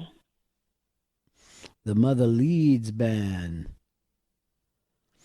I'm the voice on the radio. I might even do a cover version of that. You know what I mean? But slow it down a little bit. You know what I mean? I like to slow it down as much as I possibly can. Sure, why not? Now, I don't really even hear the difference between her and the mic and when you're on the phone. It's exactly the same. Yeah, then there's no point of bothering with it. I've been rebooting it too many times. I'm a big fan. There's certain things that I love to hear in a song, and I always think it works. And one of them is the phrase radio. It always works for me. If you think about how many great songs have the word radio in it. So many. Maybe my favorite, Radio for Europe. That is true. Maybe that's the best REM song of all time. Also, the song Mohammed's Radio. Unbelievable. Oh, yeah. Caravan by Van Morrison, when he keeps saying on the radio. Radio. Yeah, I love that. There's something just like romantic about it, I think. Yeah, well, it works. The Elvis Costello and the Attraction song, Radio. Mm-hmm. I want to bite the hand that feeds me. By the way, he never got real radio play for years after that. People in radio were so fucking mad. And you go back and listen to that early Elvis Costello, it was all radio friendly. You know what I mean? But they would play Joe Jackson, but not Elvis Costello, because he fucked around with radio. Yeah, and it seems weird to choose Joe Jackson over him, just because I see similarly, but I feel like Joe Jackson doesn't really exist without him. He's a poor man's Elvis Costello. Yeah. But you know what he knew how to do? He knew how to walk that line. You know what I mean? He knew how to fucking tip his hat to the big honchos at radio. I got one for you. This was an early MTV hit, maybe 81, 82. It's a strange fucking song by a little band we like to call Wall of Voodoo. And that's I'm on a Mexican radio. That song is so good. I'm on a Mexican, whoa. Radio, what did he say? All right, I just thought of another one. And then, Gail, I think you're familiar with a little fucking concert called Live Aid, right? Mm-hmm. Live Aid. Here's a stupid song, but it has the word radio in it. Maybe it was the highlight of what most people consider to be the best set, and that's Queen, Radio Gaga. Oh, that's right. There's something kind of adorable about that song. I just hate Gaga radio. Fuck, what do they say? Poo poo, whatever the Radio fuck it is. goo-goo? Like, yeah, radio. Fuck, you know what I mean? Like it's baby talk. Yeah. Now, I would like to hear your opinion on this one. Kind of going in a different genre. On the Radio by the legendary Miss Donna Summer. It's one of my favorite fucking disco songs Love of all it. time. So good. You know what I like about? First of all, I like any song that does this. It starts like it's a ballad, but then it fucking kicks in. You're like, what? What just fucking happened, Donna Summer? What did you do? Just kick out the jams on us? Is that where we're going in this? You don't expect Miss Donna Summer to kick out the jams, motherfucker, but she does. Yeah, she does in a big, big way. I heard it really loud on the radio. Oh, you know what about my favorite part of that thing? I was surprised and shocked and I wanted to. And you're like, what? Someone found a letter and they fucking read it on the radio and it was your own personal shit? I don't know if that ever has happened in the history of planet Earth. I got another great one for you. Yeah. Ramones. Do you remember rock and roll radio? Yeah, that's a fucking great one. I got one here. It may not work because I'm trying to think. But FM, no static at all. I think it might be the only number one fucking hit by a little band called Steely Dan. Mm-hmm. FM, no static at all. It seems like if you want to be a great band, you need at least one radio song. I think you do. I think two things you got to fucking put in your songs. You got to bring up radio, and you also have to, talk about rock and roll a real lot. You know what I mean? You got to tell people you're rocking. Yeah, just to remind them. And then you got to be Perhaps. talking about how tough the road is. You know what I mean? I like to have a song to fucking let me know, oh, yeah, the road ain't easy. Perhaps the best song from Hedwig and the Angry Inch, arguably, Midnight Radio. All right. Great lyrics. Maybe that's the best fucking song in the history of the world. It's so good. Gail, guess who's on hold right now? It's everybody's favorite, and his name is on your list. It's the one and only Joe List. Hey guys, thanks for having me. Hey, this is Joe. so exciting. Hi, Well, Gail. you're exciting. Well, Joe, we were just talking about how many songs have the word radio in it, and that makes radio play them immediately. oh, interesting. Well, Yeah, it's a smart Elvis idea, isn't Costello it? and Queen come to mind. And you're right about both of them. And guess what? Two giant songs for both of them. Yes, But- huge, exactly. But here's kind of interesting, and it uses the word radio, but the first big fucking video, the first thing played on MTV, video killed the radio star. Oh, yeah, Yes. that's right. Right away, MTV fell for that shit. Right. Well, I always thought if you just do a song that is about an annual event, you're going to get plays for years. Like Right. the year I graduated, there was a big song about graduating. It was like, and as we go on, it was like some cheesy pop song thing. Oh, yeah, I remember that. I forget what it was, but and now every year, like Closing Time is another one by Semisonic. That plays probably still at every bar and end of the night. It's a smart trick. It is a smart move to pull off for yourself. I mean, we know if you have a hit Christmas song, you're around for the rest of your life. You will never Right. not have a gig every Christmas. So why hasn't anybody written a Passover song? You know, it's Passover tomorrow. Let's fucking rock it out. Yeah. You'd have a corner on Yeah, the they- market. I always think I'm a lover of punk music, but it just feels like anyone can do any song about anything. Just pass over. Right. You gotta pass over. I mean, there's your song. I'd tell you something right now. I'd fucking buy that single. Yeah. That fucking Yeah, that's- Passover thing. I'm buying it.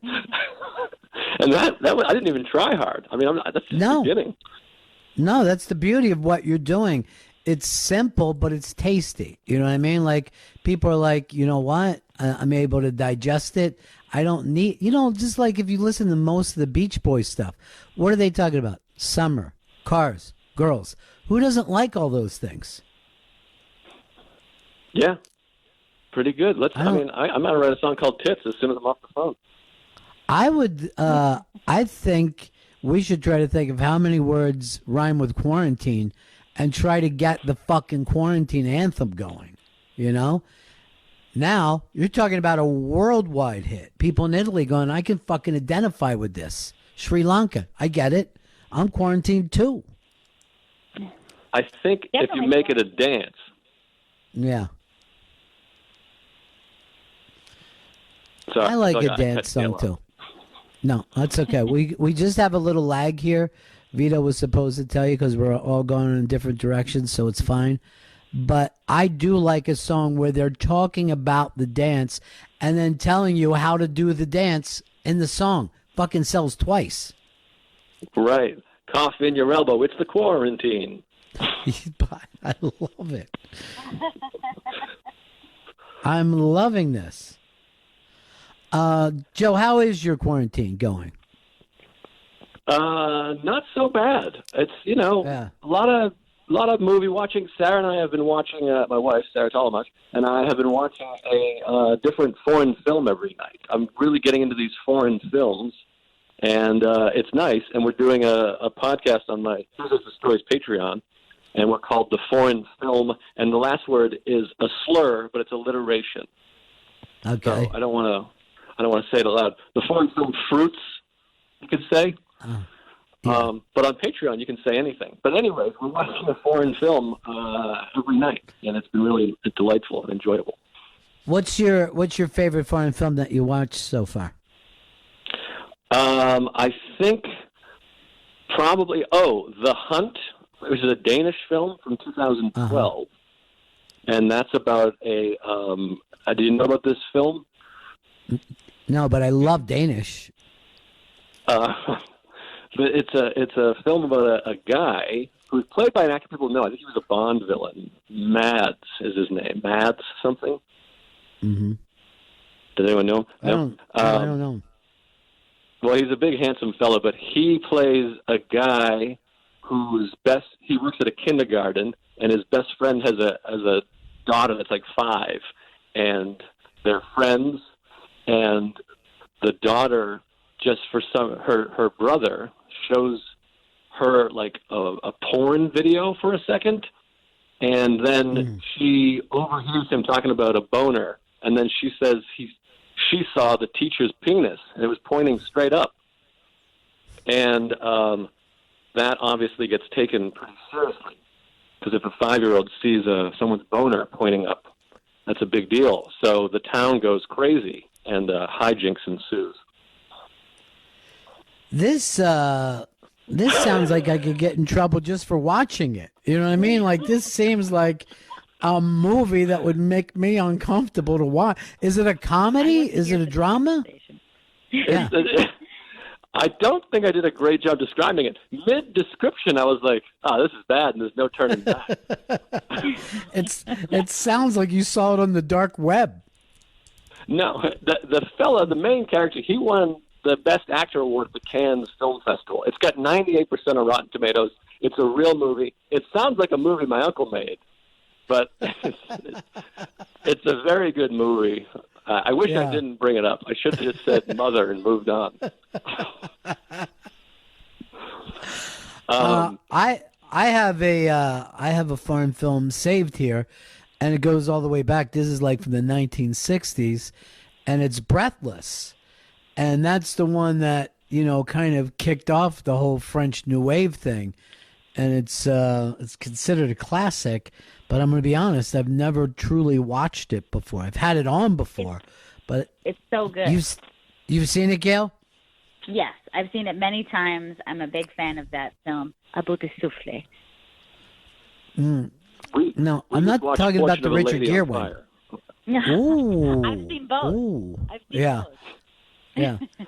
Now, where are you guys getting your foreign films from?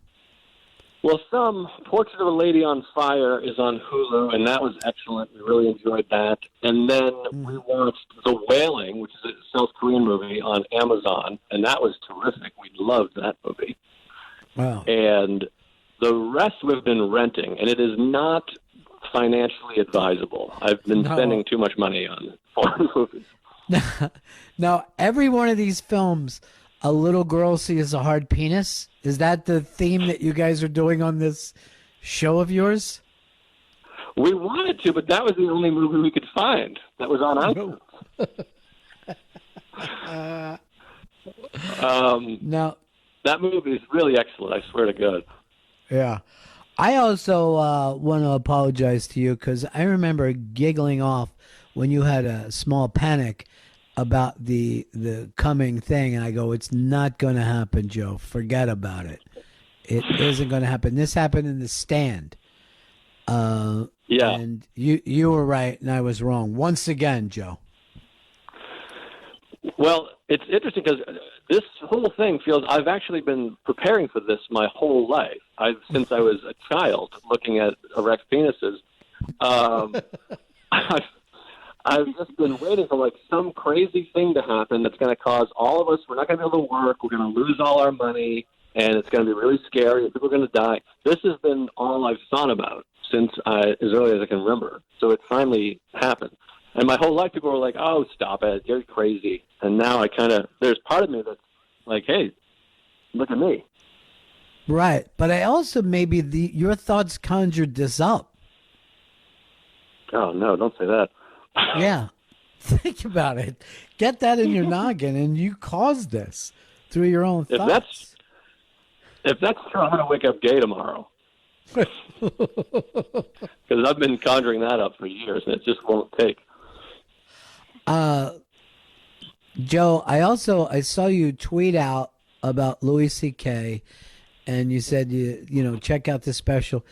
No, you put it on Instagram. Then I think that it disappeared for a while, and then you brought it back. Did you have second thoughts? No, well, the Instagram post went up and has remained there. Because on Instagram, your followers see it and they go, yeah, great. But on Twitter, it did not go so well. Right. Well, my thought was, on my podcast and on your show and places, I've been pretty open, and in real life, I've been pretty openly. I'm opening for him, and sometimes together, and I think that, we're friends. And so I thought, well, I'll promote the special. But on Twitter, that gets sent to a lot of people that are not familiar with you and don't like you, and in fact, they hate you with the depths of their souls. So it went really, I'm a very naive person, I guess, but it went pretty haywire on Twitter. And so I took it down off of there because I was not enjoying it. I don't have the stomach for that thing where there's certain people that are like, you don't even worry, but don't pay attention. I pay attention. What I do on Twitter, and Gail, I don't know whether you're the same way. If I see a mob heading towards someone, even if I don't know what it's about, I join that mob. It's the same way I was when somebody would be bullied in school. I would try to join the bullies, know? And it feels good to belong. It does feel good, and it feels good to be part of a pack. And I love that aspect of it. How else are you staying creative, Joe? What are you doing to stay creative during the quarantine years? Well, I'm writing a film of my own, and I'm writing it in a foreign language, so it doesn't make a lot of sense. But I've been doing a lot of podcasting. Well, one thing that happens, I've noticed, is that I'm getting a lot more podcasts because now everybody knows you're stuck at home. There's no excuse. Right. So I'm doing some real low-level podcasts. Right, like the Greg Stone type podcast. You know what I mean? Yeah, I mean, where you're like, not. Oh, I was gonna say not that low, but I'm kidding. Greg's a sensitive guy. I love his podcast. It's one of the podcasts I actually listen to. It's hilarious. He's funny as shit. I know. We've made up. We've covered our tracks, and everything is fine. Everything. Nobody is going to know how we normally talk to each other. Joe, I'm being told that your phone sucks, but we appreciate talking to you. Oh, we no. love you. We love you. I, for one, want to apologize for not believing in the fact that you could conjure this stuff up the way that you did, and I'm proud of you. You've caused a worldwide pandemic, and that's unbelievable. Please give Sarah our best. Tell her we want to talk to her soon. Okay, we love her. Okay, we'll do. I appreciate it. We love you guys. We were actually just talking about how much we love you guys right before this. So thank you guys. Good. All right. Bye. Bye, Joe. All right. Bye, guys. Thank you. Vito, this is the first day that we've had any technical problems. Though it sounded fine to me. Did it sound bad to you, Vito? There was about 5 to 10 seconds, and then it sounded fine. Okay. Yeah, I think it was just his phone. Yeah, but like literally 5 seconds, or else I would have said something to you guys. I don't think you would have. You know why? Here's what I think about you, Vito, that you're so fucking kind. You know what I mean? That you wouldn't point out. Like if someone had their zipper down and just the tip of their penis sticking out, you'd act like you didn't see it. I would love to tell. I would not want that person's penis to be bared to the world. So I would love to say, sir, the tip of your penis is showing. Sir, or madam. Yes. All right, I just got this from Fez. On delay, don't know if Joe is still on the phone, but yesterday was his birthday. Why would he know that and not Chris Stanley?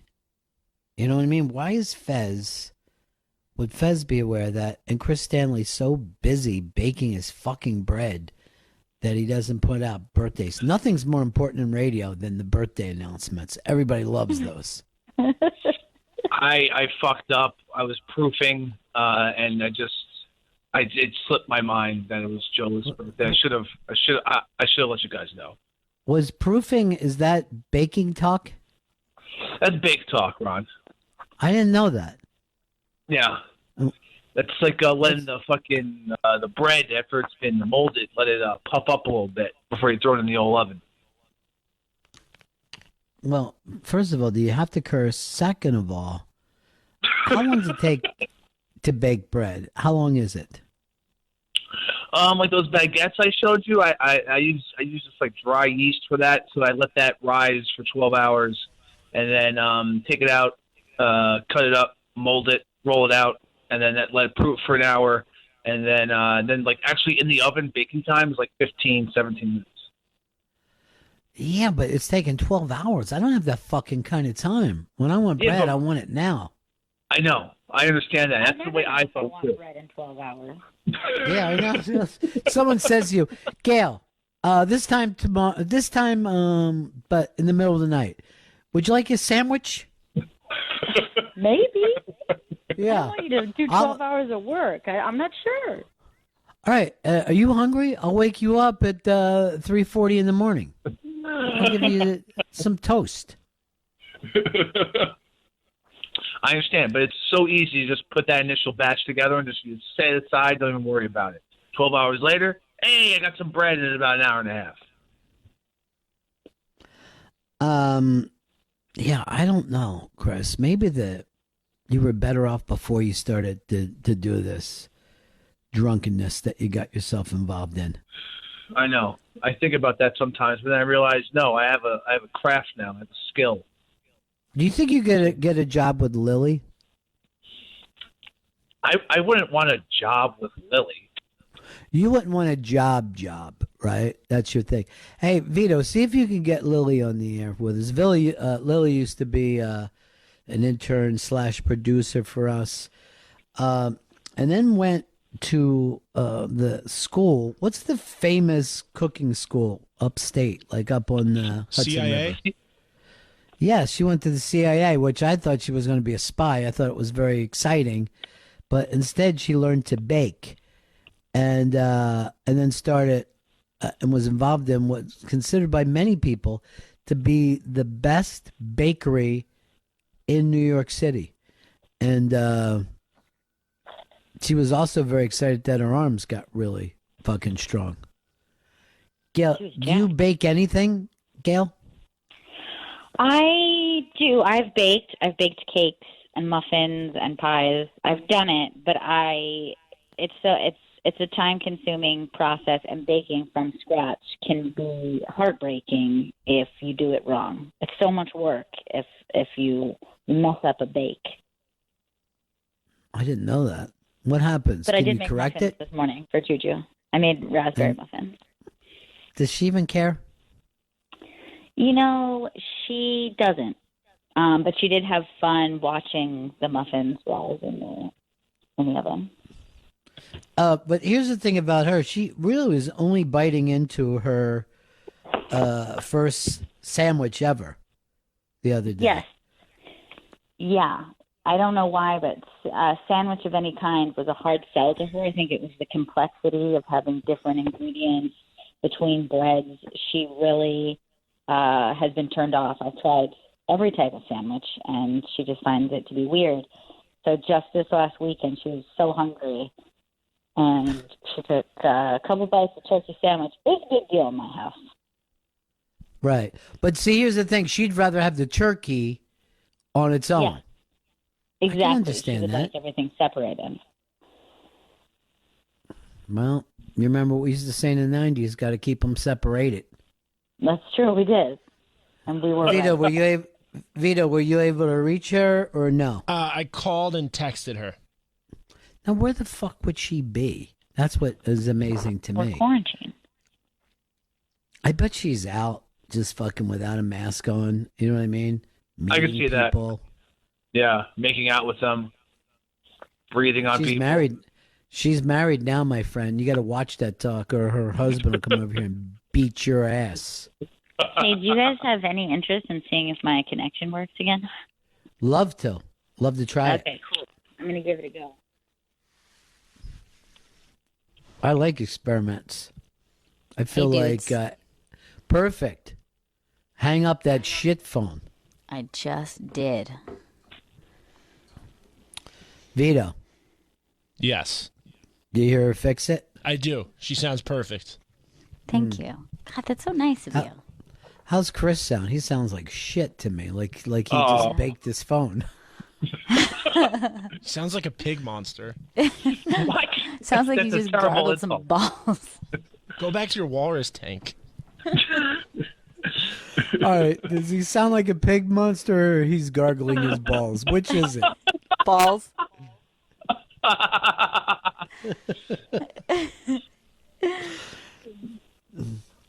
There was some kid that was doing some kind of a weird song, and it was like, I think it was called the quarantine song, and just with him saying, "I tried to suck my own dick," and for some reason, I found it to be adorable. Much like that scary thing that Joe List was talking about. But he and Sarah and Joe might be the first ladies and gentlemen of comedy. You know what I mean? They might be the first couple of comedy.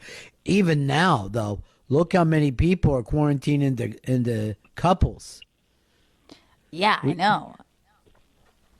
Sarah's tweets have been hilarious, too. She's the fucking funniest writer, man. She's so really, good. really funny.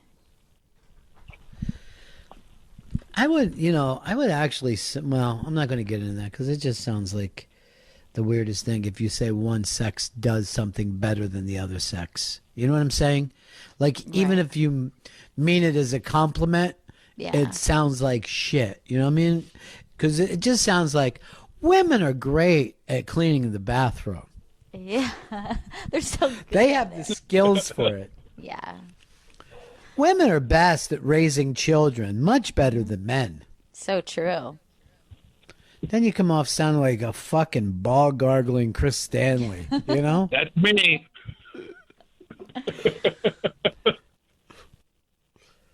Chris, you and your no, you'll never tell us the truth in real time. We'll have to hear about it later. But you and your girlfriend haven't had any fights at all?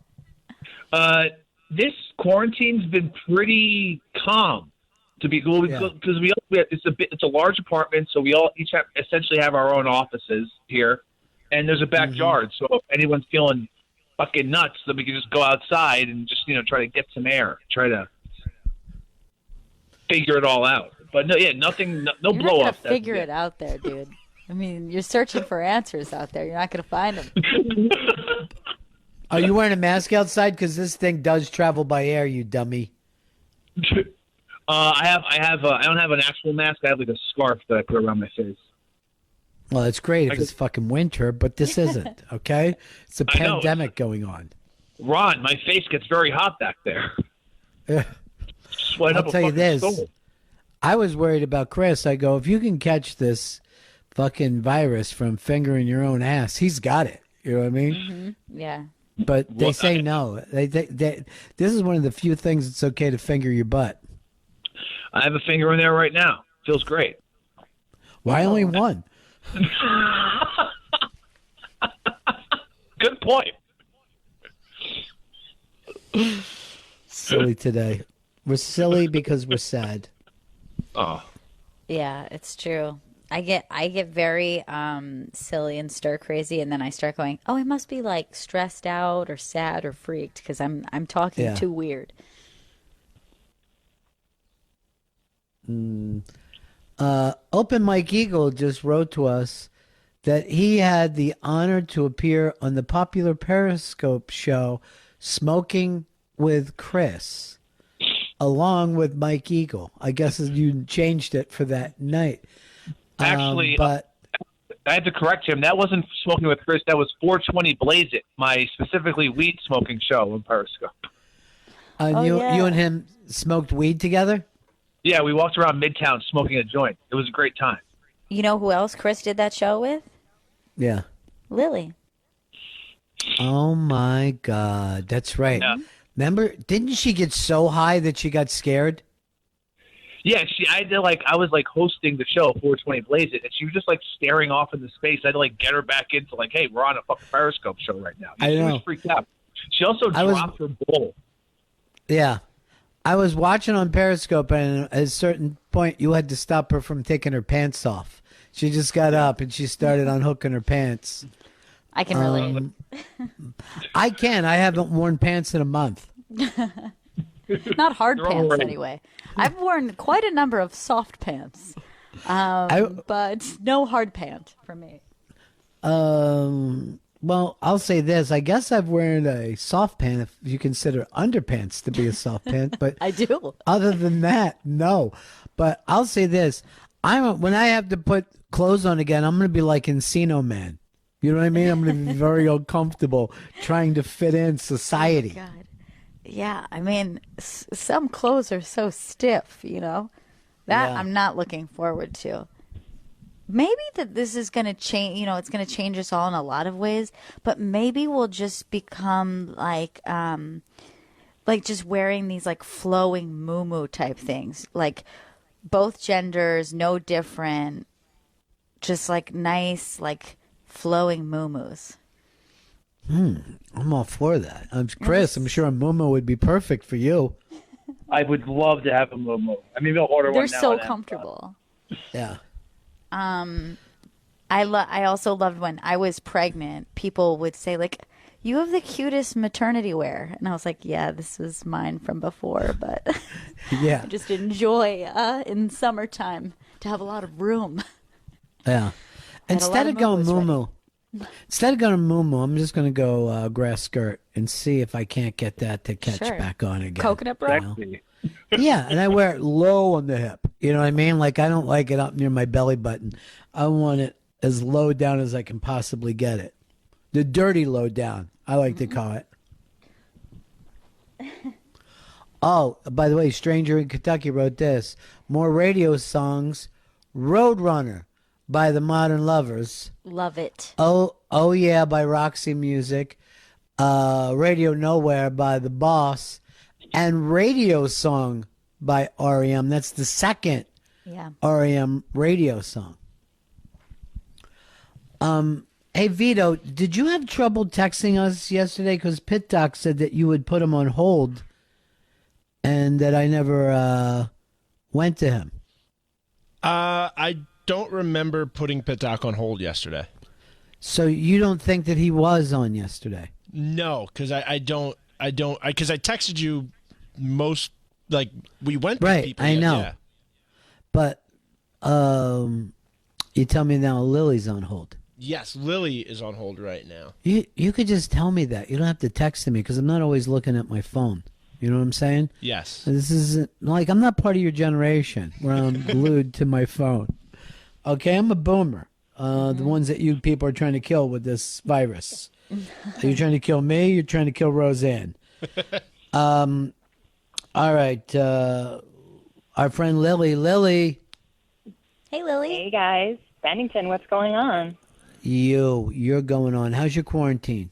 Is it happening? Oh, today is the first time I went outside in about 5 or 6 days. So I sat in the park for about 20 minutes, and that was pretty nice. But there was a woman who was just shouting, 6 feet, 6 feet. So that was how I enjoyed my time outside of quarantine today. But I haven't been out of my clothes in 5 days, so that's something. The same clothes? Yeah, pretty much the same clothes. I just actually will throw it in the wash and re-put back on my favorite black sweatsuit. Smart idea. Yeah, now, not right now. You and your husband, all cool during this? You guys get along fine? He's actually working. So I'm pretty much home by myself most of the time. He works, his family has a wine shop, so they're doing crazy deliveries right now. Essential. Yeah, so he's working essential about business. Exactly. So he's basically working 12 hours right now, and kind of worried about him, but Yeah, you should be, because they think a lot of this stuff is spread by wine. It gets in the grapes. It's a real tragedy. Yeah. Now, Lilly, you know that our own Chris Stanley's become a baker, but then we found out the entire world is baking sourdough bread at the same time. Isn't that crazy when you think about it? It's amazing. I saw an article pop up the other day that said yeast sales were up about 600% since this coronavirus pandemic started, which I think is kind of incredible. I had no idea that home baking was, as a professional baker, I had no idea that people were home baking as much as they are right now. It's insane. Now, you looked at Chris's bread. You weren't overly impressed, right? I'm impressed that anybody is motivated to make bread at home because it's hard. It's not easy. There's a lot of coordinating that goes into it. So I am always impressed by that. And honestly, it wasn't as bad. I've had some people come into the bakery and make some atrocious bread who've been through some training. So I'm actually kind of impressed by him. Now, I don't know whether either one of you see Tom Papa's bread, but he puts them on, and his stuff is gorgeous. Yeah, it's so good. And it's just using a regular kitchen oven, which is surprising to me. Yeah. Well, there's ways you can sort of mimic what a bread oven does, and one of the ways that you can do that is with what's called a Dutch oven. It's one of those Le Creuset style, you don't have to get that expensive, but that sort of style pan or pot will sort of mimic what you really need in a home oven that's hard is steam, because the steam is what's going to give you that beautiful crust that you're after. So you have to sort of mimic that in a Dutch oven. And so that's why people can make some really beautiful bread. But if you're just putting it in your oven without that, you have to really add steam another way, which is difficult. But look, I remember when Chris said to me, "You want to see a Dutch oven?" He put a jacket over my head and farted, and it was fucking horrifying. So now, Lilly, do you think when everything gets back, this is going to be good for your business, or will people be going, "I'm just going to do home breads"? Honestly, that might be where we're headed. Honestly, I don't think that. Especially here in New York, I have a feeling that most of these small businesses are not going to open, and a lot of the bakeries are going to be part of that. And in many ways, that's sad. But hopefully, this gives people like the motivation to sort of be more connected with good food and cooking at home, you know? Yeah. I might start making my own wine. Chris, do you think that you're going to keep baking after this virus is lifted? Ron, there's nothing easier than baking bread, and I'm proof of it. There's no reason for me for the rest of my life to go to a bakery. Some big bread bullshit. No thanks. I'm part of a movement. Yeah. You're part of the artisanal bread movement. Right. Don't knock artisanal bread bakeries. They do good work. What you want to avoid is like, you know, the commercial stuff. That's the enemy. That's like the Amazon of bread, and you want to stay away from, you know, commercial bread baking. It's not healthy either. So. Lilly sounds like he's in the pocket of Wonder Bread right now. First of all, that sounds delicious. To be in the pocket of Wonder Bread? Hot Pockets. Lily, when's the last time you had one of those kind of breads? The kind of sliced bread that you would buy in the store? What's the last time? Oh, you know what? It's been a really long time. Yeah. Fuck. It's got to be like 5 years, maybe. Yeah. Yeah, about 5 years. Yeah. You know something that grosses honestly, me I'm out? at the point where I'd rather not eat bread than eat bad bread. That's sort of where I'm at right now. You'd rather go down on a dog than eat a slice of Wonder Bread. Now, here's not that bad, but okay. Or maybe I went a little too far, but I was just trying to, I was trying to really come across with a big punch there. Now, you brought the dry edgy, Ron. Yeah. Here's something that really grosses me out. You ever see anyone do this? Like with their bacon and eggs in the morning, they won't toast their fucking shitty bread, and they just rub sandwich bread into just that. Soft bread? Soft bread. I remember as a kid eating that type of bread, and like you can like take the middle out of that bread and like mush it. I used to like smush it up into the roof of my mouth. Like that's how disgusting and doughy that bread is. So not toasting it is atrocious. I'm with you on that, Ron. That's just like bread faux pas. Now, here's the other thing, though. I don't know. I mean, that is still the best kind of bread to have peanut butter and jelly with. You know what I mean? You're not going to put peanut butter and jelly on a French roll, are you, Lily? Is that where you are right now? I would do peanut butter and jelly on like a brioche loaf, like sliced brioche loaf for extra richness. You know, why not extra butteriness? What about for you, Chris? Oh, butter, straight butter. Straight butter, he says. He's not paying attention to a fucking thing that I said. He's going to put butter on his peanut butter and jelly. It doesn't make sense.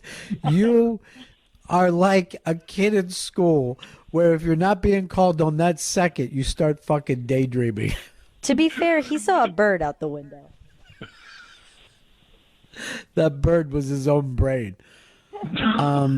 I'll say this, Gail, and I don't know whether you've ever had Lily's bread before, but I fucking bit into that without anything on it, just straight bread. And it was one of the best things I've ever tasted in my life. I'm not making that up. You didn't even need to put anything on that bread. It was fantastic. Yeah, it was so good. Yeah. And all I thought was, man, remember when Earl used to act like they were dating and fucking tried to fool me?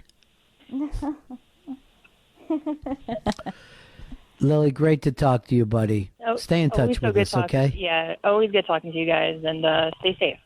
Take care, Lily. We're going to. I adore you, buddy. All right, we're going to break here. Back in just a minute. Chris Stanley, why would you let yourself be caught daydreaming during the show? I don't know what happened, Ron. I'll be honest here. I don't know what happened. I heard peanut butter, and I thought you meant butter, and then I just threw out because that's how I enjoy it. You said that you would use butter for your peanut butter and jelly. That's what you said to Lily. You made an ass of yourself. I mean, that's the kind of shit that you get thrown in an insane asylum for. Your Honor. For that. Yeah, Baker Act. We can't handle him. He's putting butter on peanut butter and jelly and eating it.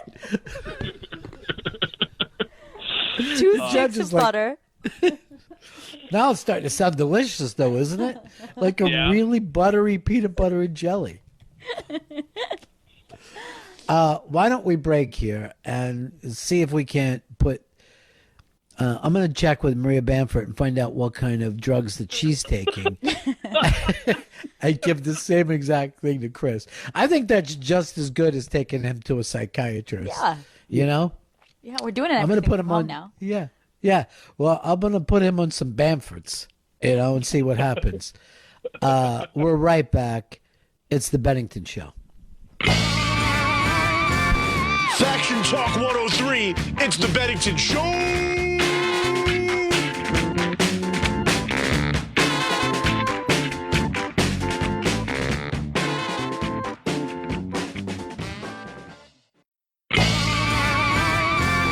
Faction Talk 103, it's the Bennington Show.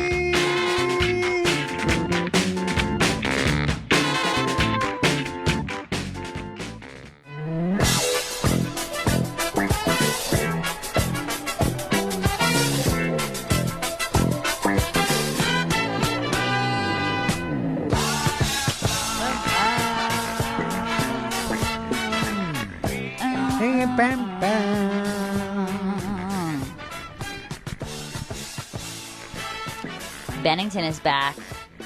We are live, but you can always catch us on demand on the SiriusXM app. Just go to the app, search Bennington, and all of our shows from the past week are up on demand. Doing this quarantine radio thing, and we just, I was talking to Chris before the show, and in 2 days, Gail, it'll be a month since any two people from the show were physically together. You know, isn't that crazy? That was a month ago that we stopped, took that picture that's up on Instagram now, and said, all right, we'll see you whenever we can get back together. A month has gone by, and, we still don't have an actual date for, when the quarantine will be over. But we just keep on moving on, right? Yeah, we just continue on. This is the only thing we can do, and it has been totally surreal. And then other times you're just like, well, I guess this is my new weird life now. Yes. It's, a lot of people have brought up that you can only do this day to day, and it is sometimes hour by hour, minute by minute. Whatever you got to do, you got to do. But we are doing it. And a lot of folks, I know a lot of people get mad because some people aren't or don't seem to be doing it correctly. But when I look out the window in New York City and see these streets quiet, it's stunning to me how many people are doing it. There's also a thing up on Instagram today that we have something collected of at 7 o'clock every night. Everyone in New York goes to their window or goes to their balcony and starts to cheer for all the first responders, all the nurses, all the doctors, all the orderlies, the EMTs. A lot of people are just throwing in grocery workers, truck drivers, delivery people, everybody that's still serving. And they cheer, and it's oddly moving. I mean, if you would have told me about this before, I would have thought that it was corny. But every night at 7 o'clock, I hear that roar, and then I end up going to my window. And more people are using stuff like tubas, and they're smashing drums. I mean, it just really has gotten bananas. And then people are waving back and forth to each other, which is also sweet because sometimes it's the only time you're seeing another human being without having a mask on. Yeah, yesterday, my neighbor came out onto the balcony with his daughter at the same time we were out, and it was so crazy to see another person, to interact with someone else. And his wife is a doctor, and she's working in ICUs, working with COVID patients, and had to make the tough decision of not coming home to her family. She's staying at a friend's apartment. They had left the city, and she's staying there so that she can work with these these patients and then not come home and put her baby and her husband at risk. And it's such a tremendous, such a sacrifice to do that on top of already doing an amazing job, having to make that decision for your family. And she's one in a million stories like that. You know what I mean? There are so many people who are working so hard and making sacrifices, and some of that sacrifice is even being able to be with the people they love. I have to tell you, if I was home with a baby and my wife did that, I would just assume that she was having an affair. I would go, okay, I get it now, right? I literally did a spit take. We have, I do like to. We have Pit Doc on hold now. Hey, Pit Doc. Pit Doc. Yeah. We don't. Hey, good to talk to you. Did you say that you were on hold yesterday and didn't get through? Yeah, for about 25 minutes, but that's okay. Now, did you ever talk to Vito? No, it went right to hold, and nobody ever picked up. All right, so Vito, does the auto hold? Are you aware that happens? Yeah, I have it set to auto hold, but I picked up every call I got yesterday, and I did not. I don't know if something got messed up yesterday, but I did not speak to Pit Doc yesterday. All right, sorry about that, Pit Doc. No big deal. How you holding up? How's things going for you? Well, actually, it's kind of weird in the fact that there are less people coming in my emergency room than before, because everybody's afraid that if they go into a hospital, they're going to come out with the virus. Right. So, but we have meetings we have telephone meetings every morning now at 9:00, and it's just like 45 minutes of just depression and dread because they're talking about how it's getting closer to us and how we have to be prepared and everything like that. So it's a little freaky and it's depressing as hell. Yeah, it's very, very tough, and you see, what's going on. But, there's still, I believe, 9 or 10 states that aren't doing the social distancing, that aren't doing the quarantine stuff, and they're leaving it up to the governors of each state. Yeah, I'm wondering if the people later can sue the governor when one of their family members dies because he let the beaches open again like the idiot in Georgia. Yeah, I saw that. It's also very strange, but it's also interesting that it's not everywhere. It's also confusing. Also, I don't know how they can put together a computer program and be able to tell us how many people we're going to lose in 3 days. That's fucking crazy to me. Well, it's all about statistics. Right now, in my county, it's like we only have like 65 people, but it's supposed to double every 2.5 days just on the progression of how many people have been affected each day. In New York, it's actually slowing down a little bit, but it's still pretty high. Yeah, I heard that it was slowing down a little bit in New York, and it's also slowing down a little bit in New Jersey. And then some people are saying, well, this is a good sign, and other people are saying don't get too. But I also think that I was reading in Italy, they're talking about loosening it up a little bit and starting to open up some more things. So we always thought they were, a couple weeks ahead of us? Yeah. They're about 3.5 weeks ahead of us. Crazy. But I don't believe China when they say they've had no incidents at all. I really don't believe China because they're part of the problem back in November when they had cases and they didn't tell anybody about it for like a month and a half. Yeah, of course. Of course, there's no doubt about it. I also want to toss my 2 cents in for yesterday. What would be a good move for you guys to watch over a weekend? Okay.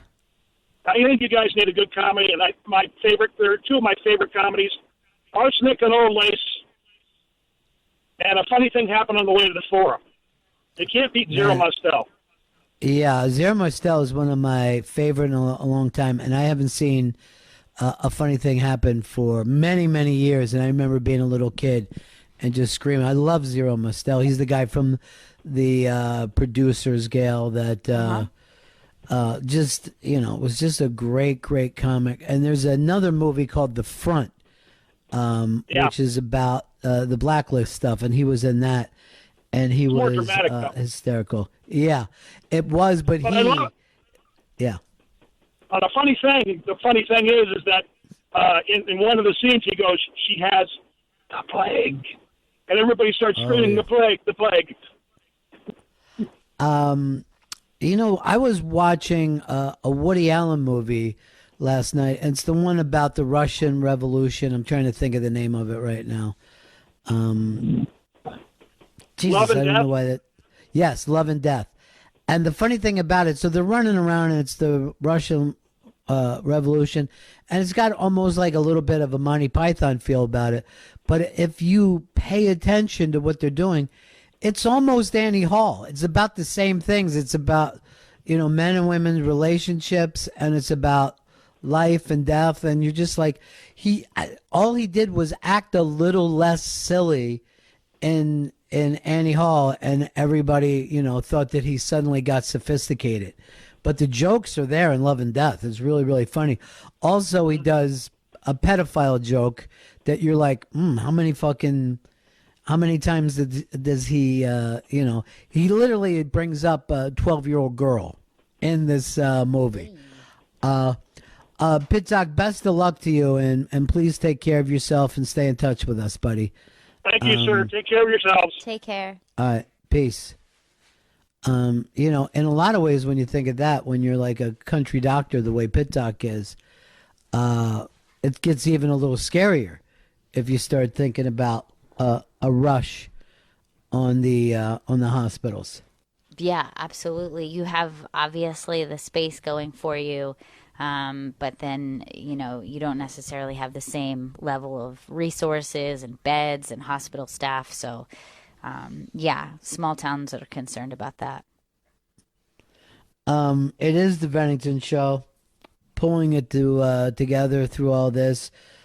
First time ever we had some technical problems, but you seem like you've corrected it, Gail, and that's always a relief because it does sound better. And you know, a lot of people have written in that Chris brought up butter, but remember Cartman's little friend from the show, Butters.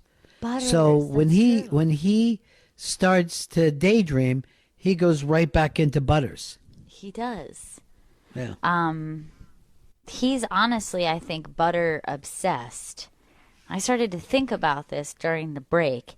If you recall his Scope Bros Day, a big part of his show is that he used to go and get a buttered roll. Every day. Every day he would get a buttered roll. Then, if you remember, he had this thing where he said to us that he wishes he could make toast like a diner and have the right buttered toast. Okay.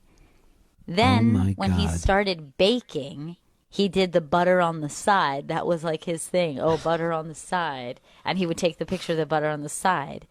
And now he thinks that butter is what you should use instead of bread on peanut butter and jelly. Like, how much butter content is this dude putting out? More than any three people I know. I could take three people I know and they talk less about butter than one Chris Stanley. Certainly. And I've never seen anyone go, I'm going to take a picture of my bread with a hunk of butter next to it. Not on it, not near it. It's like he reaches over and picks the butter up, takes a bite of the butter, and then takes a bite of his bread. He's our butter boy. He really is. Yeah. I'm not going to apologize for my love of butter and my thoughts about butter and the way I use butter in my food photography. I think what about Butters?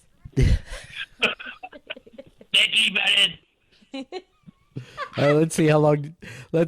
See how long you two can go on like this. I'm gonna be honest. That was my first attempt at Butters, so I'm not sure. You nailed it though, dude. You nailed it. Let's just hear it one more time, just with what you're comfortable with.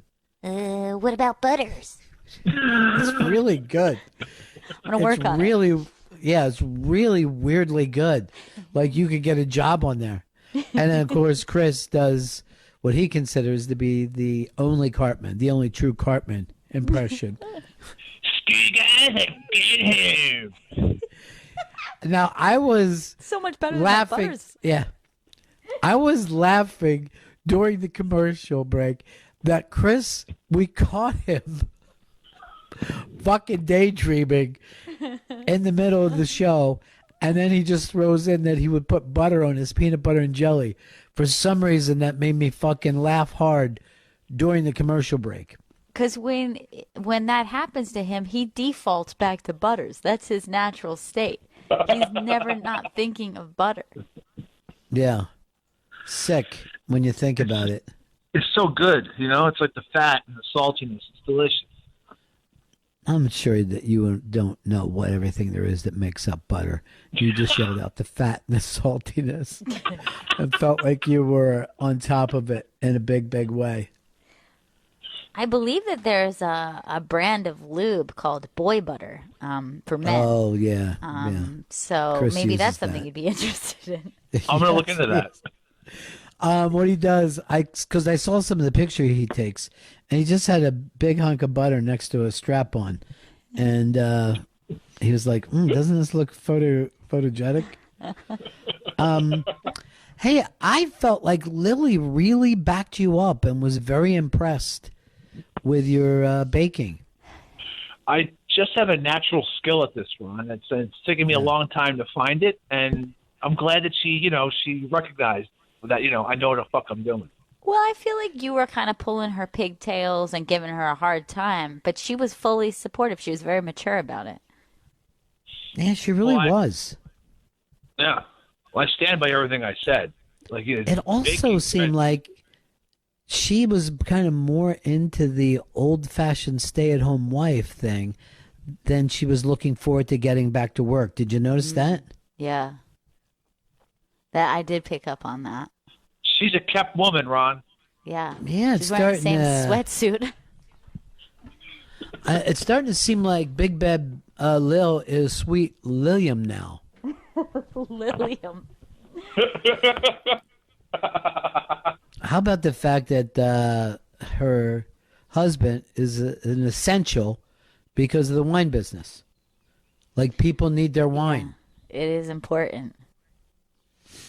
I understand that you want to get hammered over this break, but do you really want to go out of your way to have a very, very expensive bottle of wine? Yeah. And also wine hangover. It's rough. I'm sure that husband of hers is moving Boone's Farm. There's nothing expensive going to that guy's shop. Why are you such a misogynist, dude? He really is. Like, he hates to see a successful woman. He never fights with a singer like Joe List is on. He's like, "Oh, Joe, you're the best." But if any woman comes on, he's just fucking barreling into them. Yeah, you introduce him to a man. You're like, "Oh, look, Chris, this is Joe List." He's like, "Charmed, I'm sure." That's a good impression of him. Whatever you like, my lord. You know, the liquor stores in New York City have just lines outside of them, and they're not 6 feet apart. They're like 6 inches apart. Mm-hmm. You know why? Because these booze hounds, they can't put their booze down. Mm-hmm. We have our guest on hold right now. This is incredible to say for me. It's one of the greatest singer-songwriters of all time. He's got a brand new album out called American Standard. And Gail, I was reading the other day in the on the news that he is the first person to have a top 10 album in every decade from the 70s up until now. First person in history ever to pull that off. That's remarkable. On the show today, giving us a call, it's the one and only James Taylor. Welcome, sir. Hey, Ron. Hey, Gail. Hi. Thank you. Hi. First of all, congratulations for this album, and I think the fact that you did an album of standards has surprised a lot of people. Yeah, well, it's something a lot of people try their hands at, and basically the thing that sort of organizes this album is that it's these are songs that I have learned over the years, many of them from my family's record collection when I was a kid. Songs, sort of those American songbook kind of standard songs that I had learned to play on the guitar, you know. So that's the thing that's at the center of this project, is that these are basically my guitar arrangements of these songs. We didn't overdub any strings. We didn't even put any keyboards on the album, because we wanted to keep the guitar as the center sort of organizing feature of it. And you remember hearing many of these songs when you were a kid, and that's a very powerful thing, isn't it? Yeah, it is. You know that family record collection is, and what's playing in your house when you're growing up. It has a really powerful effect, like you say, on how you sort of become aware of music and how you develop your musical sense.